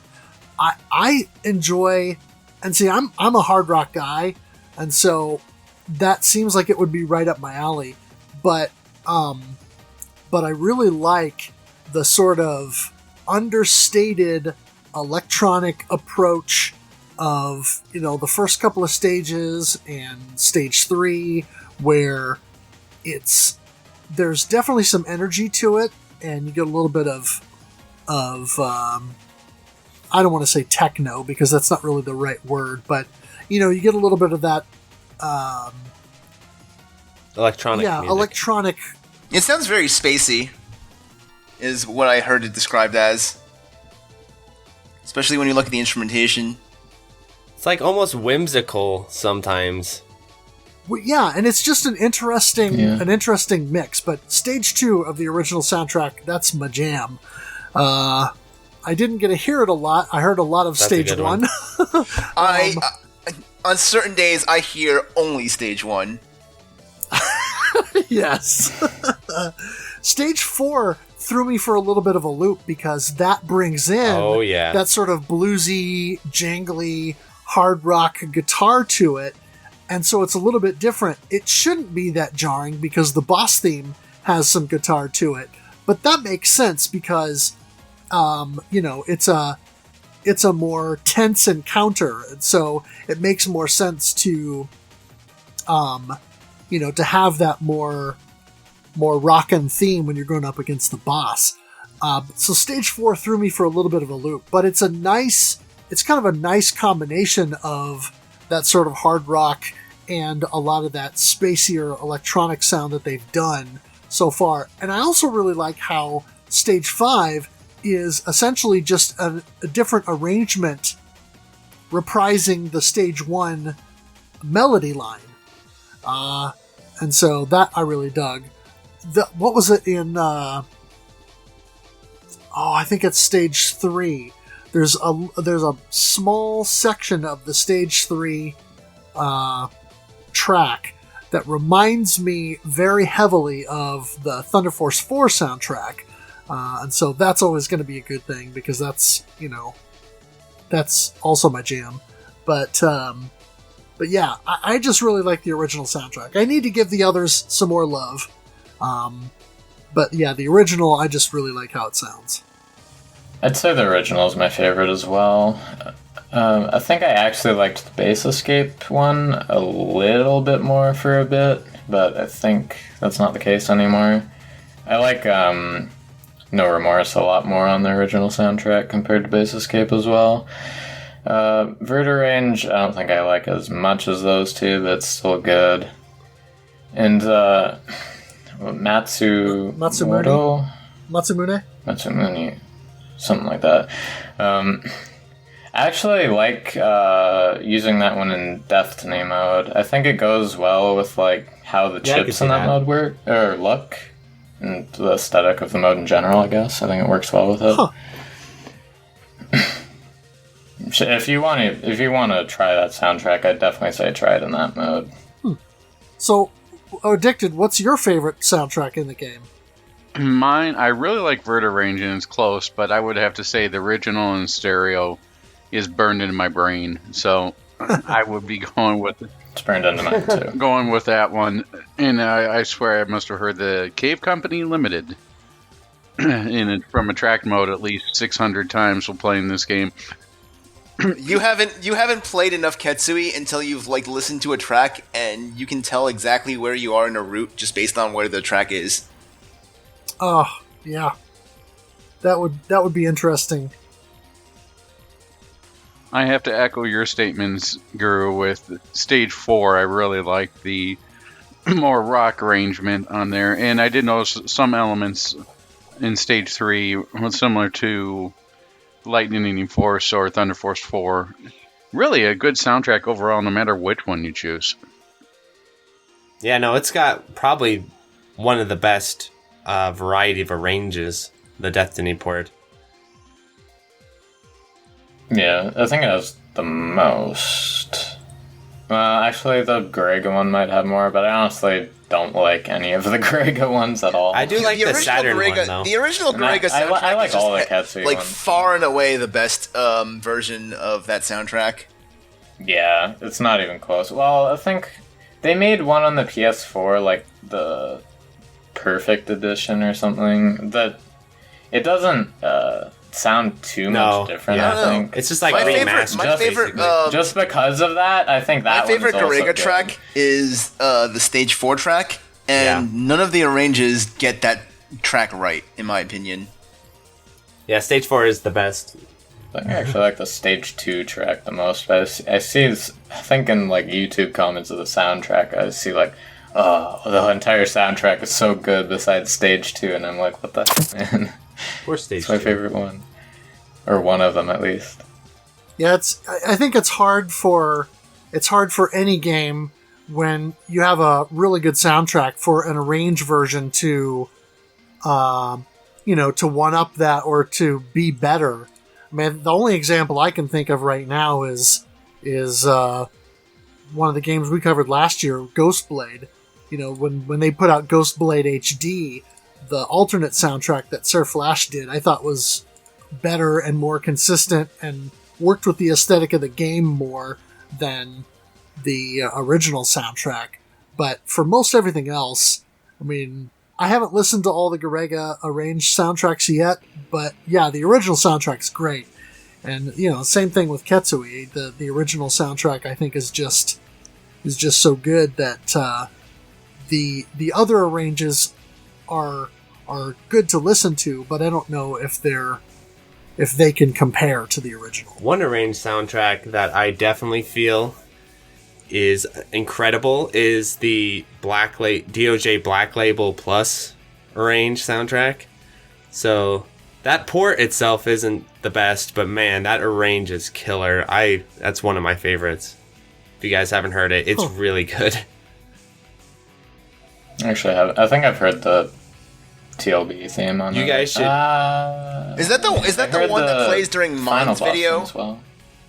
I've used it on the Mon's podcast. DOJDL clear? I've used it a few times on the podcast. Yeah. It's really good. I think there's the That's not PS2 range, I think, and then the Yeah, the 360 is way one. better. I've only heard the TLB in the Listen to 360 the... After this is done, I'll send you guys some links, but you should listen to the Stage 4 especially. That one is... I was like, whoa. I like the final boss, not TLB, but final boss in the PS2 one, I think. Yeah, the other thing that that I have to say about the sound design in the game is the voices are kind of interesting.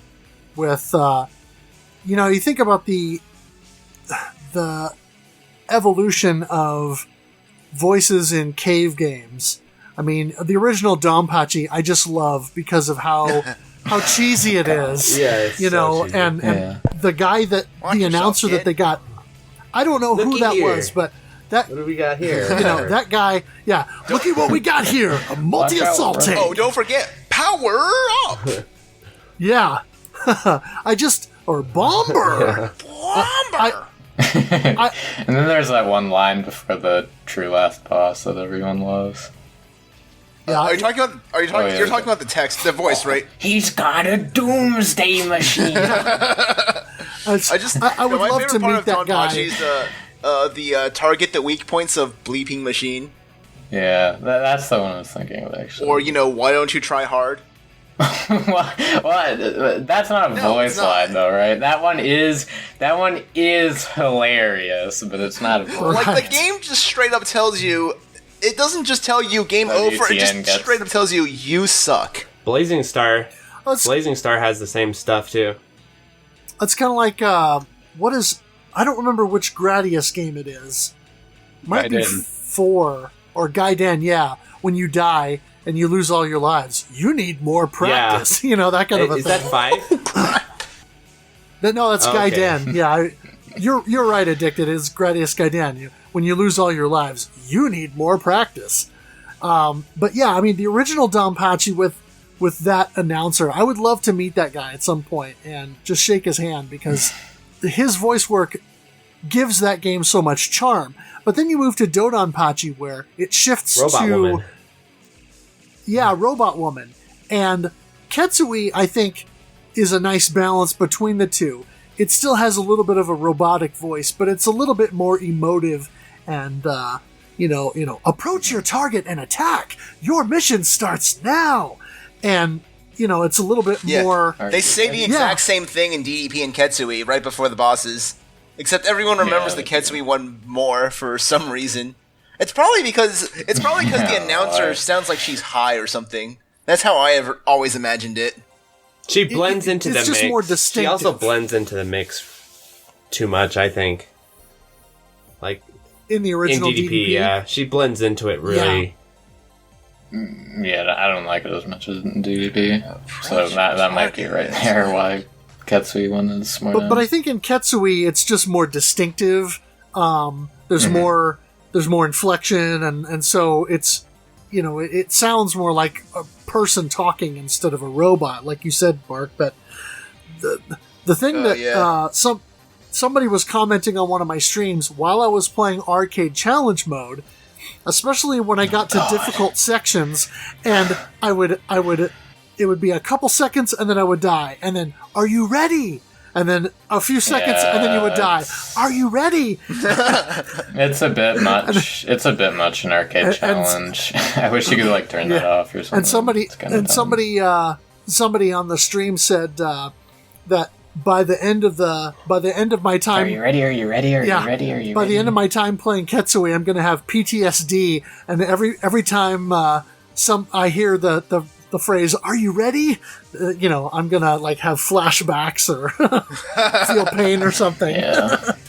That's my least favorite part of that voice line now, just because of Arcade Challenge, I think. Yeah, it definitely gets a little bit grating, but overall, I think, the voices, that was the thing that disappointed me when I first played DDP, is that the same announcer wasn't doing that, and it was just this robotic voice. So I do appreciate that at least for Ketsui, they stepped it up a little bit and did something that was slightly more interesting. Yeah, and then the Howie scream at the Yeah, very the end death too. Like scream. in DDP, it's Yes. just game over. I use that for the music though. For my the Jamer song that I did with him. Oh. Oh. No, my literally hot take, DDP only has like 2 good songs. It's the first stage and the 4th stage and the boss. I don't like DDP's soundtrack at all. No one likes I do that not like soundtrack. It sounds. I like the boss soundtrack. I'm sorry, but like the boss theme is so good.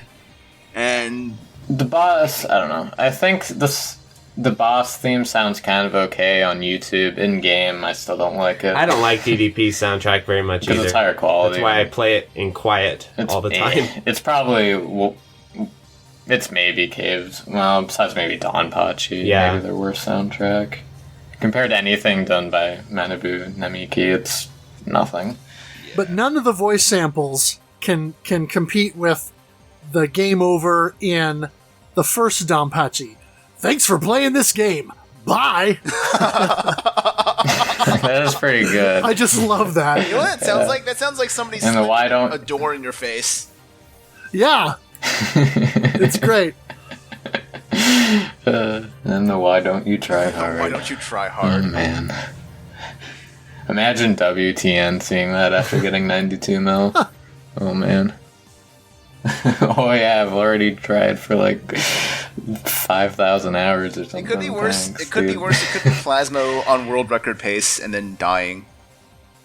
What did Plasma say? Wow. I think I don't know. Didn't Plasma world record deep Donpachi? Yeah, I did. with Oh, with, yeah, I see what you're saying. Yeah.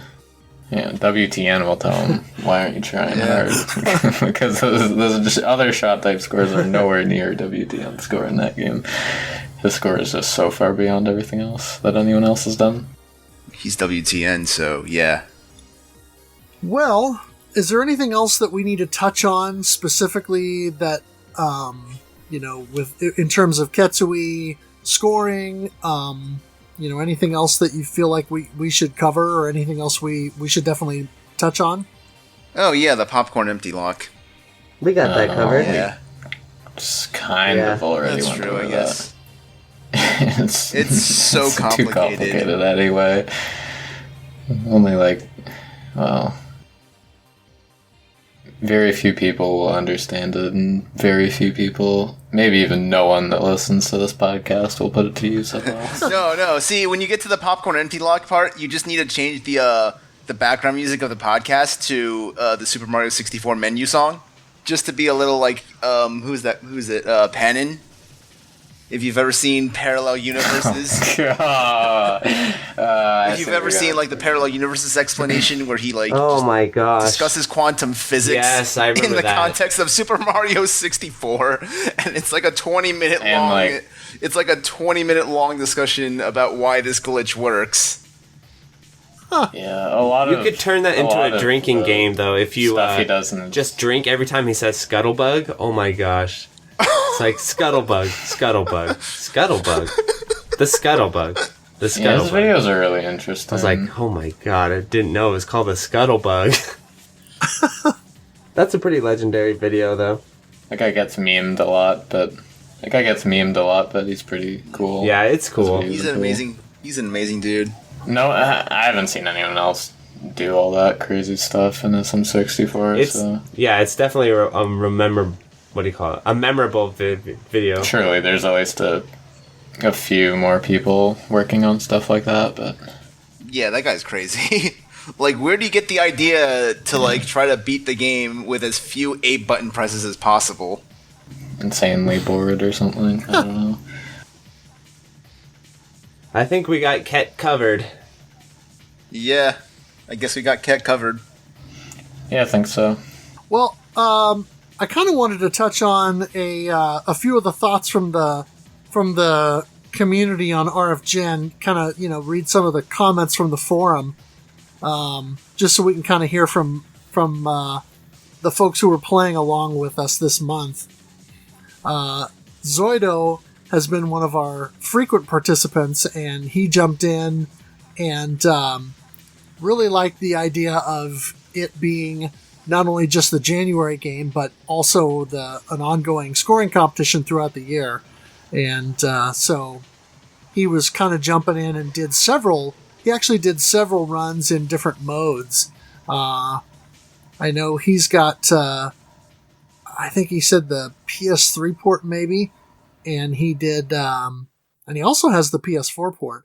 So I know he did a run in X mode, and that's Xbox, right? I think that's on the or PS3. Yeah, I have it on PS3. And he said he managed to break 200 mil in Destiny, which is good. I haven't quite got there yet. And then he also, let me check the thread here, because he was doing some pretty cool stuff. Yeah, like the X mode, he got 105 million. So he hit 212 million in Destiny range, and was sitting at 43 million in just standard arcade mode. And this doesn't say. I was trying to look on his screen to see where he got. He got to Black Draft, which is the stage 3 mid boss, I think. That's a stage 4 mid boss. Okay, so he actually was getting pretty far there. What was the score again? Oh wait, no. Yeah, 43,233,801. So close to the second score extend. Right.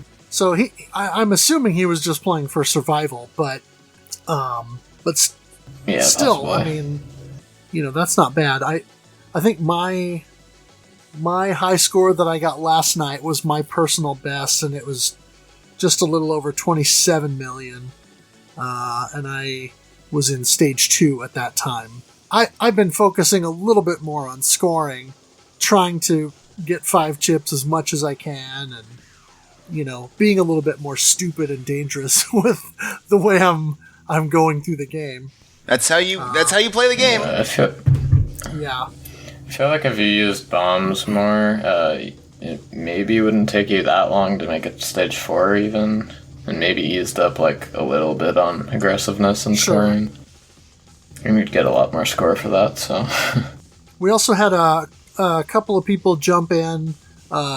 Zero, who apparently got the PS4 version and was saying that he said, strangely, I seem to have more trouble with the mid-level bosses than with the actual bosses. He said, I tried out Destiny mode a bit too, but I have no clue what the strategy is here. Need to do a little bit more research to figure this out. Seems a heck of a lot easier though, and I was able to get to level 5 with a score of 114 million. So that was pretty on track, I think, with where I was at my first run in the game. I just happened to, get through and finish it, and I think I ended up with something like 120 or 121 million my first time through Destiny. So he was on track to probably get close to that.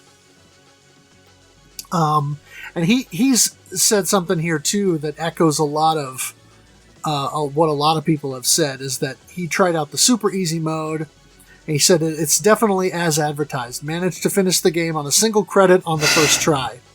Nice to be able to at least see each of the levels so you know what you can expect, but the bullet patterns are nothing compared to the real thing, so it's not like this is even valid practice. Wow, super easy mode sounds easier than Crimson Clover Novice. Oh, I mean, super easy is really easy. Like I said earlier, Novice Crimson Clover took me a couple of weeks to get through and beat. Super easy in Ketsui, I did it my first try, 1cc. Yeah, you get six bomb stocks per life, auto bomb on all of them, and you get score extends every 10 million. It's like impossible. Does the auto bomb only take away one bomb, or does it take away all of them? Yeah, it's like DFK auto bomb, not like it actually auto bomb. It gives you a multiplier punishment, so it's fine for scoring, but for survival, it's like, oh. I wonder what the super easy world who the super easy world record holder is. I think it was Tetsu, or TTT, Oh. guy with 501 Yeah. mil. Yeah, I think he has like 2 mil higher than me. I would have actually gotten the top score, but I messed up the stage 5 boss kill timing and got like no Zakura out of it. It was very unfortunate. It was a no miss, no bomb on my first attempt. It was pretty interesting. Yeah, I would assume that the strategy in super easy mode really is to no miss, no bomb, and absolutely be totally aggressive in order to really maximize the scoring. Yeah, the scoring is still has like a pretty high skill cap in that mode, so if you want to, I'd like to actually try getting an optimized or fairly optimized super easy score at some point, but I don't know when. Probably won't spend that much time on it, but No, but I would assume once you know the game in and out, it shouldn't take very long to accomplish something like that. no, probably not. Maybe like 10 hours at most. Probably not even that long. The boss strategies would actually be different though, because the stage end bonus is like super low in that mode, so you'd actually want to lock kill all the boss parts, unlike arcade. So I'd have to figure that out. But besides that, it's not much different. Interesting. That's also it's also like that in Destiny mode, by the way. Okay. Good to know. We had a couple people jump in that just posted briefly and said they were going to participate, but didn't really post anything further than that. Oh, so we had Infamous 2117 said they would probably stick to Destiny mode, and then Dingo jumped in and said that he was going to play some. And then we had a new member come and join, Shamanix, who joined the forum and said, casual player who really enjoys the podcast and thought since I have this for PS3, I would play along this month, but this game ain't no cakewalk. The bullet patterns are so chaotic, it makes it really difficult for me. Can't even get through stage 2 on easy mode. And he was asking about X mode and, how to, X mode seems easier to score high, and was asking about difficulty and extends on standard settings, etc. He said, the only thing I figured out yet is to shoot the enemies close range for higher score. Something to do with the chips getting higher. What they do to the score, I don't really know, but close range equals high score, it seems. And so he and I had a little bit of back and forth in the thread. I was kind of giving him the basic overview of, point blank for your 5 chips, and then do lock on to lock that in, and then kill some more enemies with that so that you can continue to get the 5 chips. And so he said, I noticed this mechanic when playing last night and working on balance between letting some enemies stack up for chaining and not letting too many of them start to shoot, or it will be hard to dodge all the bullets. I think there are other mechanics at play as well, something to do with the lock-on, but I think I will deal with that later on. I feel this game grows on you. Definitely. Later on, he says, I realize I need to focus on survival for a while and find some good routes and make it past stage 2, then work on the scoring. I get through stage 1 with no death and no bomb, so it's coming along. And then he was sharing an early score there as well. So it looks like he was definitely getting in and getting some playtime with the game. D. Tungsten, who joined in, he was asking about the trophies in the game, and he was specifically asking about Kizuna Grandmaster, because all the trophies are, of course, in Japanese, so he was curious about how to get that. Because the Google Translate that it gave him, it just says, unlocked everyone's graphics in Bond development mode. Which doesn't really... funny. Yeah. It's kind of word salad by the time you get through that. Yeah, Google Translate is really terrible at translating just slang and a lot of jargon, just because it doesn't have enough... It doesn't have enough training in this area. It's probably just filling in the entire menu in Kizuna mode. Yeah, and I think somehow that came out during a stream, maybe, or I don't remember. I heard it somewhere, but he was saying that he said this release of the game is designed and built as a trainer, as I suspected during one of your streams. I still can't get very far in the game, but to my surprise, I have improved and gotten higher scores as I continue to play it. I say to my surprise because I think to myself, that's impossible, even for a computer. Pulling a Star Wars line there. And he says, I don't know how I'm doing it, but I'm doing it. I like the many different modes available. The arcade challenge mode and the Bond development mode are the best for practicing. I haven't gotten a no-miss clear in super easy mode, so there's still plenty of reason to play that. And then he was encouraging me to try the Kizuna mode, which I did for a little bit, just to kind of work on my trouble spots in stage 1 and 2, to kind of better get through some of those trickier bits. And he messaged me, I think last night on Discord, and said that he managed to, he posted in the Shoot the Corecast topic in our Discord and said I made it to the mid boss of stage 2 of Ketsui. So he's definitely progressing. That's good. Now normally we would highlight the scores, like we do every month when we podcast, because we want to call out the people who have scored the highest. But since we're going to be working with this game all year, I kind of want to save score talk for a little bit later, once we have kind of better hammered out how we want to do the leaderboard, and also have some more scores so that we can really start to build something to discuss, scoring wise. So I guess instead, maybe I'd like to just kind of move into some final thoughts and, kind of get a little bit of a 10,000 foot view from everybody. Like, what is it about this game that you really like, or that grabbed you when you started playing it?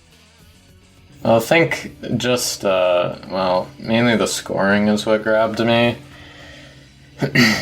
With how visually rewarding it is and how easy it is to get into.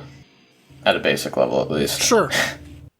Yeah, I would echo those statements and say that Ketsui is easy enough to understand, but very difficult to master. I know it's cliched, but it works really well in this context. It's definitely. The graphics are good, the sound is good, and it really gives you a feel like you're actually doing something. You get that nice visual feedback, as mentioned with the 5 chips versus the 1 chips.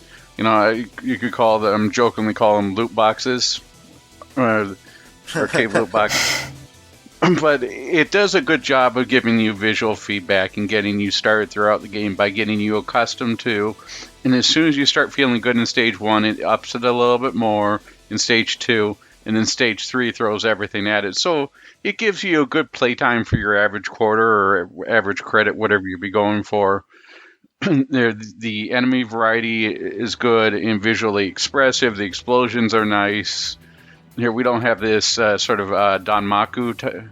I'm sorry, not Danmaku. The Dojin type, explosions everywhere that you usually see. The same pixelated. It's It's Cave's formula refined to a T, and with the scoring system the way that it is, where you get it, just as you think you've got it and you mastered it, they twist it on you.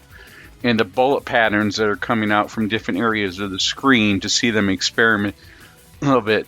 This is a game that I expected to be really hard, but to push me and grow. And this game does a phenomenal job of that, because every time I come back to it, I'm learning something new, or I'm trying new strategies. And sometimes they work really well and sometimes they don't, but it's always great to be able to experiment with and try out new things. And I think that's why people keep coming back to it, because there's always something new to explore, something new to do. You can say, oh, what I can, think back maybe a couple of years ago, people didn't know how to empty lock, and it's still a little bit of a hard concept to grasp. But if you're going for survival, there's still a lot that you can get out of it, and it makes things like Batsugun or Danpachi seem easy in comparison. Yeah, I think Zako E-locking took like 4 years or something to even be found. Yeah, like the first Superplay DVDs of this game didn't even have that. Yeah, and that came out like 3 years after the release. But yeah, I think the game's just like really good for players of any skill level, really, just with how it's made. Yeah. Is it time for me to chime in? Because I'm just gonna say the simple thing of the game looks cool, and the way the game plays out also looks cool. I know it's kind of cliches, but yeah, that's pretty much it. Yeah, I think it's just overall the complete package. It's got the visuals, it's got the soundtrack, it's got the gameplay, then it also has the simplicity, and it just seems like a really refined, well-designed game all around. It just seemed like, for me anyway, when I think of Ketsui, I feel like it's Cave trying to be really focused and to provide just pure, Danmaku gameplay in almost like its purest form. So I think that's one reason why it resounds with so many players. It's just gets to the heart of what makes the genre good. It's intense, it's aggressive, it's got really clean bullets and hitboxes for the most part. Really fun boss fights. Not a lot of obscure things you have to do. I mean, if you want to E-lock and all that, that can get kind of tricky. But beyond that, I just think it's a really straight ahead, well-designed game. And I think that's why it's so good. I don't even think you need an empty lock to get to 500 million. There's, who is it, OCG? No, you can beat the world record without empty locking, Can you? I'm pretty sure. I'm pretty sure. Like, it would require a run way better than what the current world record is. One of the 500 million doable. tier players doesn't really like Zako empty lock at all. Yeah, he has 536 million, and he doesn't. Yeah, that's crazy. He has a no. Oh, that's how you do it. Yeah. Yeah. Yeah, I would basically echo kind of what you said, Mark. I mean, it is the total package. It looks cool, the aesthetic is awesome, the story is interesting and more complex than most shmups, but it's not, it's not one of those crazy, goofy stories that is totally cliched. It is an interesting approach. It's got a great soundtrack and good sound design, and yeah, it is a really refined approach to that kind of Danmaku style, and I like the fact that, I think you're right, Moglar, I think it is something that is approachable at differing skill levels, because I still consider myself to be pretty much a noob when it comes to Danmaku games, but just watching a few replays and kind of learning a little bit about how you do this stuff and how you play these types of games, and I've started to learn about, okay, this is how you route a level. This is how you start working on getting the scoring mechanics and learning how to score higher. And then this is how that changes the way that you have to play the game. So, yeah, I think that combined with the fact that if you want to learn the game to score, you don't have to worry about chaining through the entire stage or, any kind of ridiculous chaining kind of stuff. It's like you get these little chains that you can do, and each one of those becomes its own satisfying little experience, especially once you get to the point where you can do it consistently. So yeah, I really think it provides a lot of, I'm trying to think of the right word. Yeah, it's very accessible, but it also is, it's just very satisfying to play.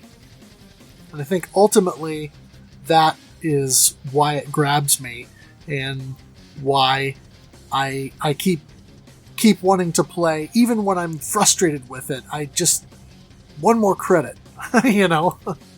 Yeah, I also would have to say that, to it depends upon who we're going to be talking to, but it doesn't have the moe effect, which can sort of tilt things either way. You know, Mark mentioned in a previous video how you sort of have the anime crowd, and that's how their gateway is into shmup-style gameplay. Oh, God, don't talk about the anime crowd. Well, we just finished Odomedius, and I just have to say that... Oh, God. Yeah, the core gameplay couldn't overcome some of the issues we have with the visuals aesthetics.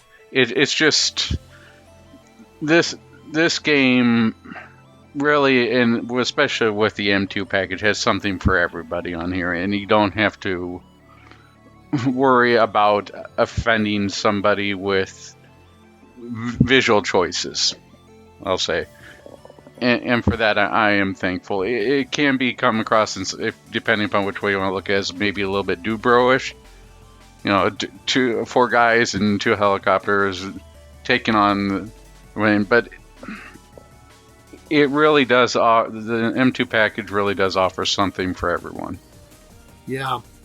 All right. Well, so let's talk about what we got coming up next.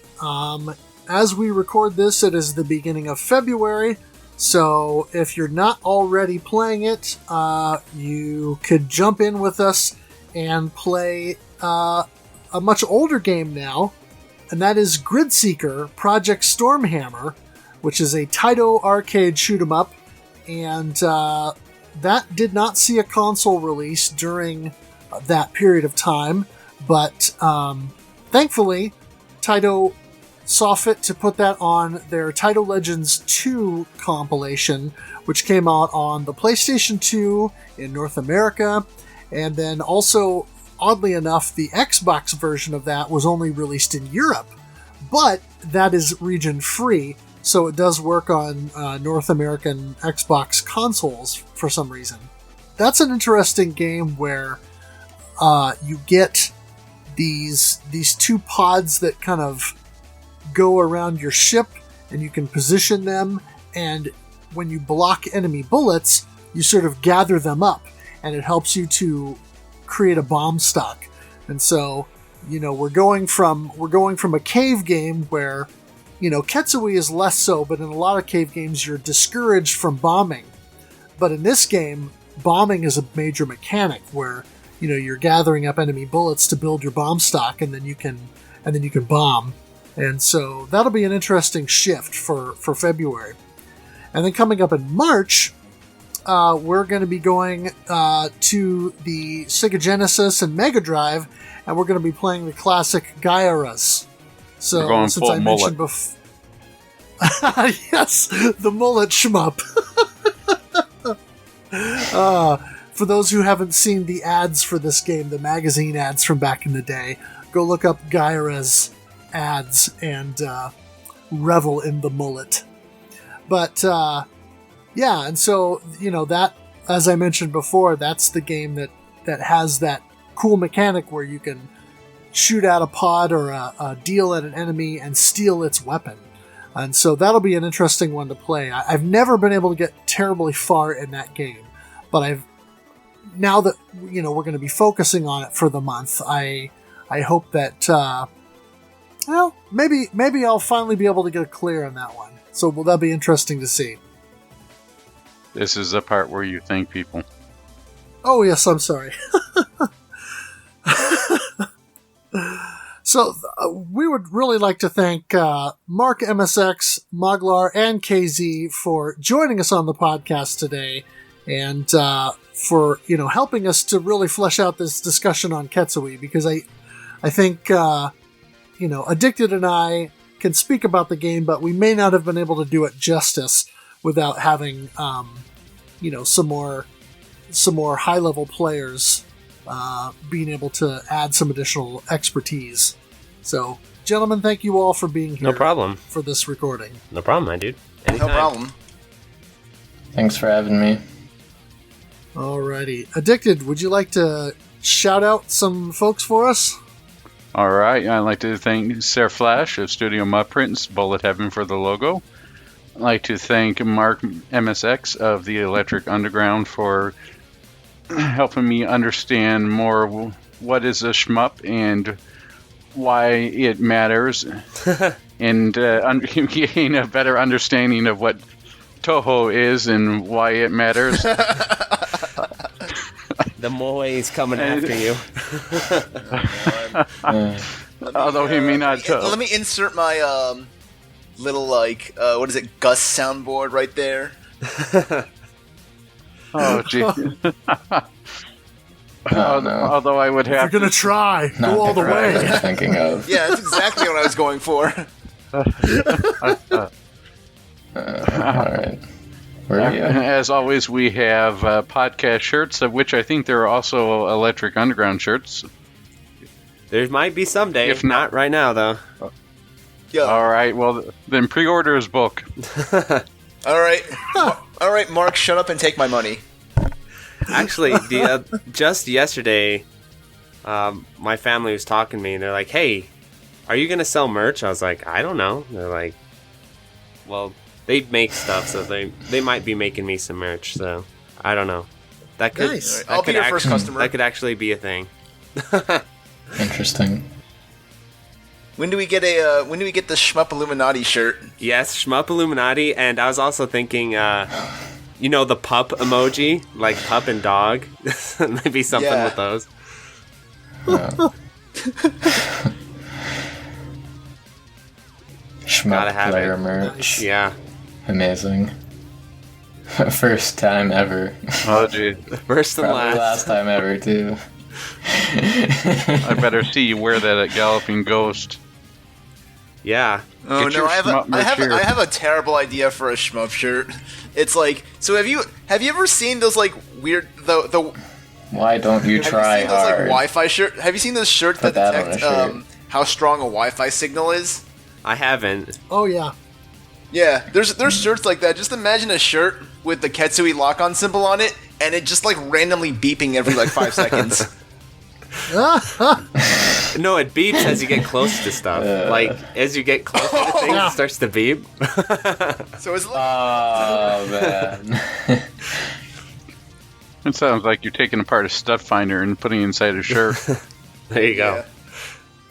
Now everyone in the world will know of the Ketsui. Yeah, logo. the Or Stunfest just put a shirt recording is that as talking you about get that. closer. It's like subtle brainwashing into getting them to play it or something. I don't know. I still think that somebody needs to do. I think we talked about this when I was on your podcast, Mark. But someone still needs to take the Bass Pro Shops logo and make Bass Pro Shmups, and instead of the fish in the Bass Pro Shops logo, replace that with the what is it? The Golden Ogre, I think, from the Darius Gaiden Right. first stage boss. Like that giant And fish. put that in there. That giant fish, yeah. Yes, and have a Bass Pro Shmups shirt. That would be amazing. I would buy that.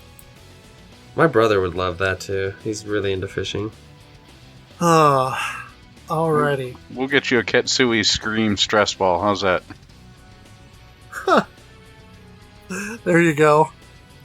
Well, I also like to thank Kogasu for the intro and outro music.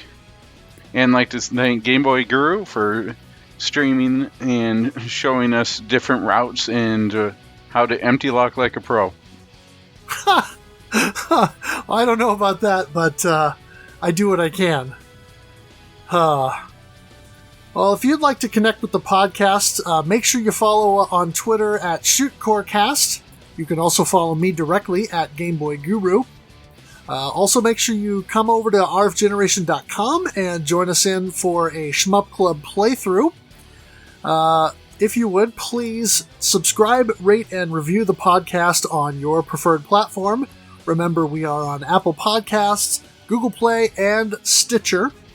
You can also join the RF Generation Discord channel and check out our dedicated Shoot the Corecast topic. And then also, please follow me on Twitch, and you can get notifications of my streams and come watch me play the Shmup Club Game of the Month, among other things. That is twitch.tv/GuruGameBoy. Gentlemen, anything else that you guys want to plug or say before we get out of here? Yeah, check out Shmup Slam coming up at the end of February because our boy Moglar will be playing Ketsui in Shmup Slam 2, and KZ and I will be on the mic, so be a nice tie-in to this episode. Pecky. Absolutely. Yeah, and Pecky will also be PKE, a Japanese super player, will be playing as well, so it's going to be really cool. PKE is a god. Yeah, and he's awesome because he is like hanging out with us Westerners, you know? I really appreciate that. Yeah. Yeah, I can talk to him in English. Awesome. Sometimes a little bit hard. And that's sometimes. It's usually that's pretty on good, Leap though. Day, Yep. right? Okay, Yep. awesome. February 29th, yeah. All right. Anything else? Play Ketsui. It's a very good game. Yeah, and if Probably you the guys, best I know ever you made. guys at RF Narration are into game collecting and stuff, so get the Destiny port on PS4. Even if you own the 360 for port, sure. you can just use that as a frisbee and get the Destiny port on PS4. As long as you Get a have PS4 and then get Destiny. Although it wouldn't be the first time someone's That's bought what I the did PS4 for just a the Gariga. port. I bought it for the Ketsui one, but the other M2 ports are a nice bonus. Definitely. All right. Well, thank you guys again for coming on the podcast, and thank you all for listening, and we will see you next time.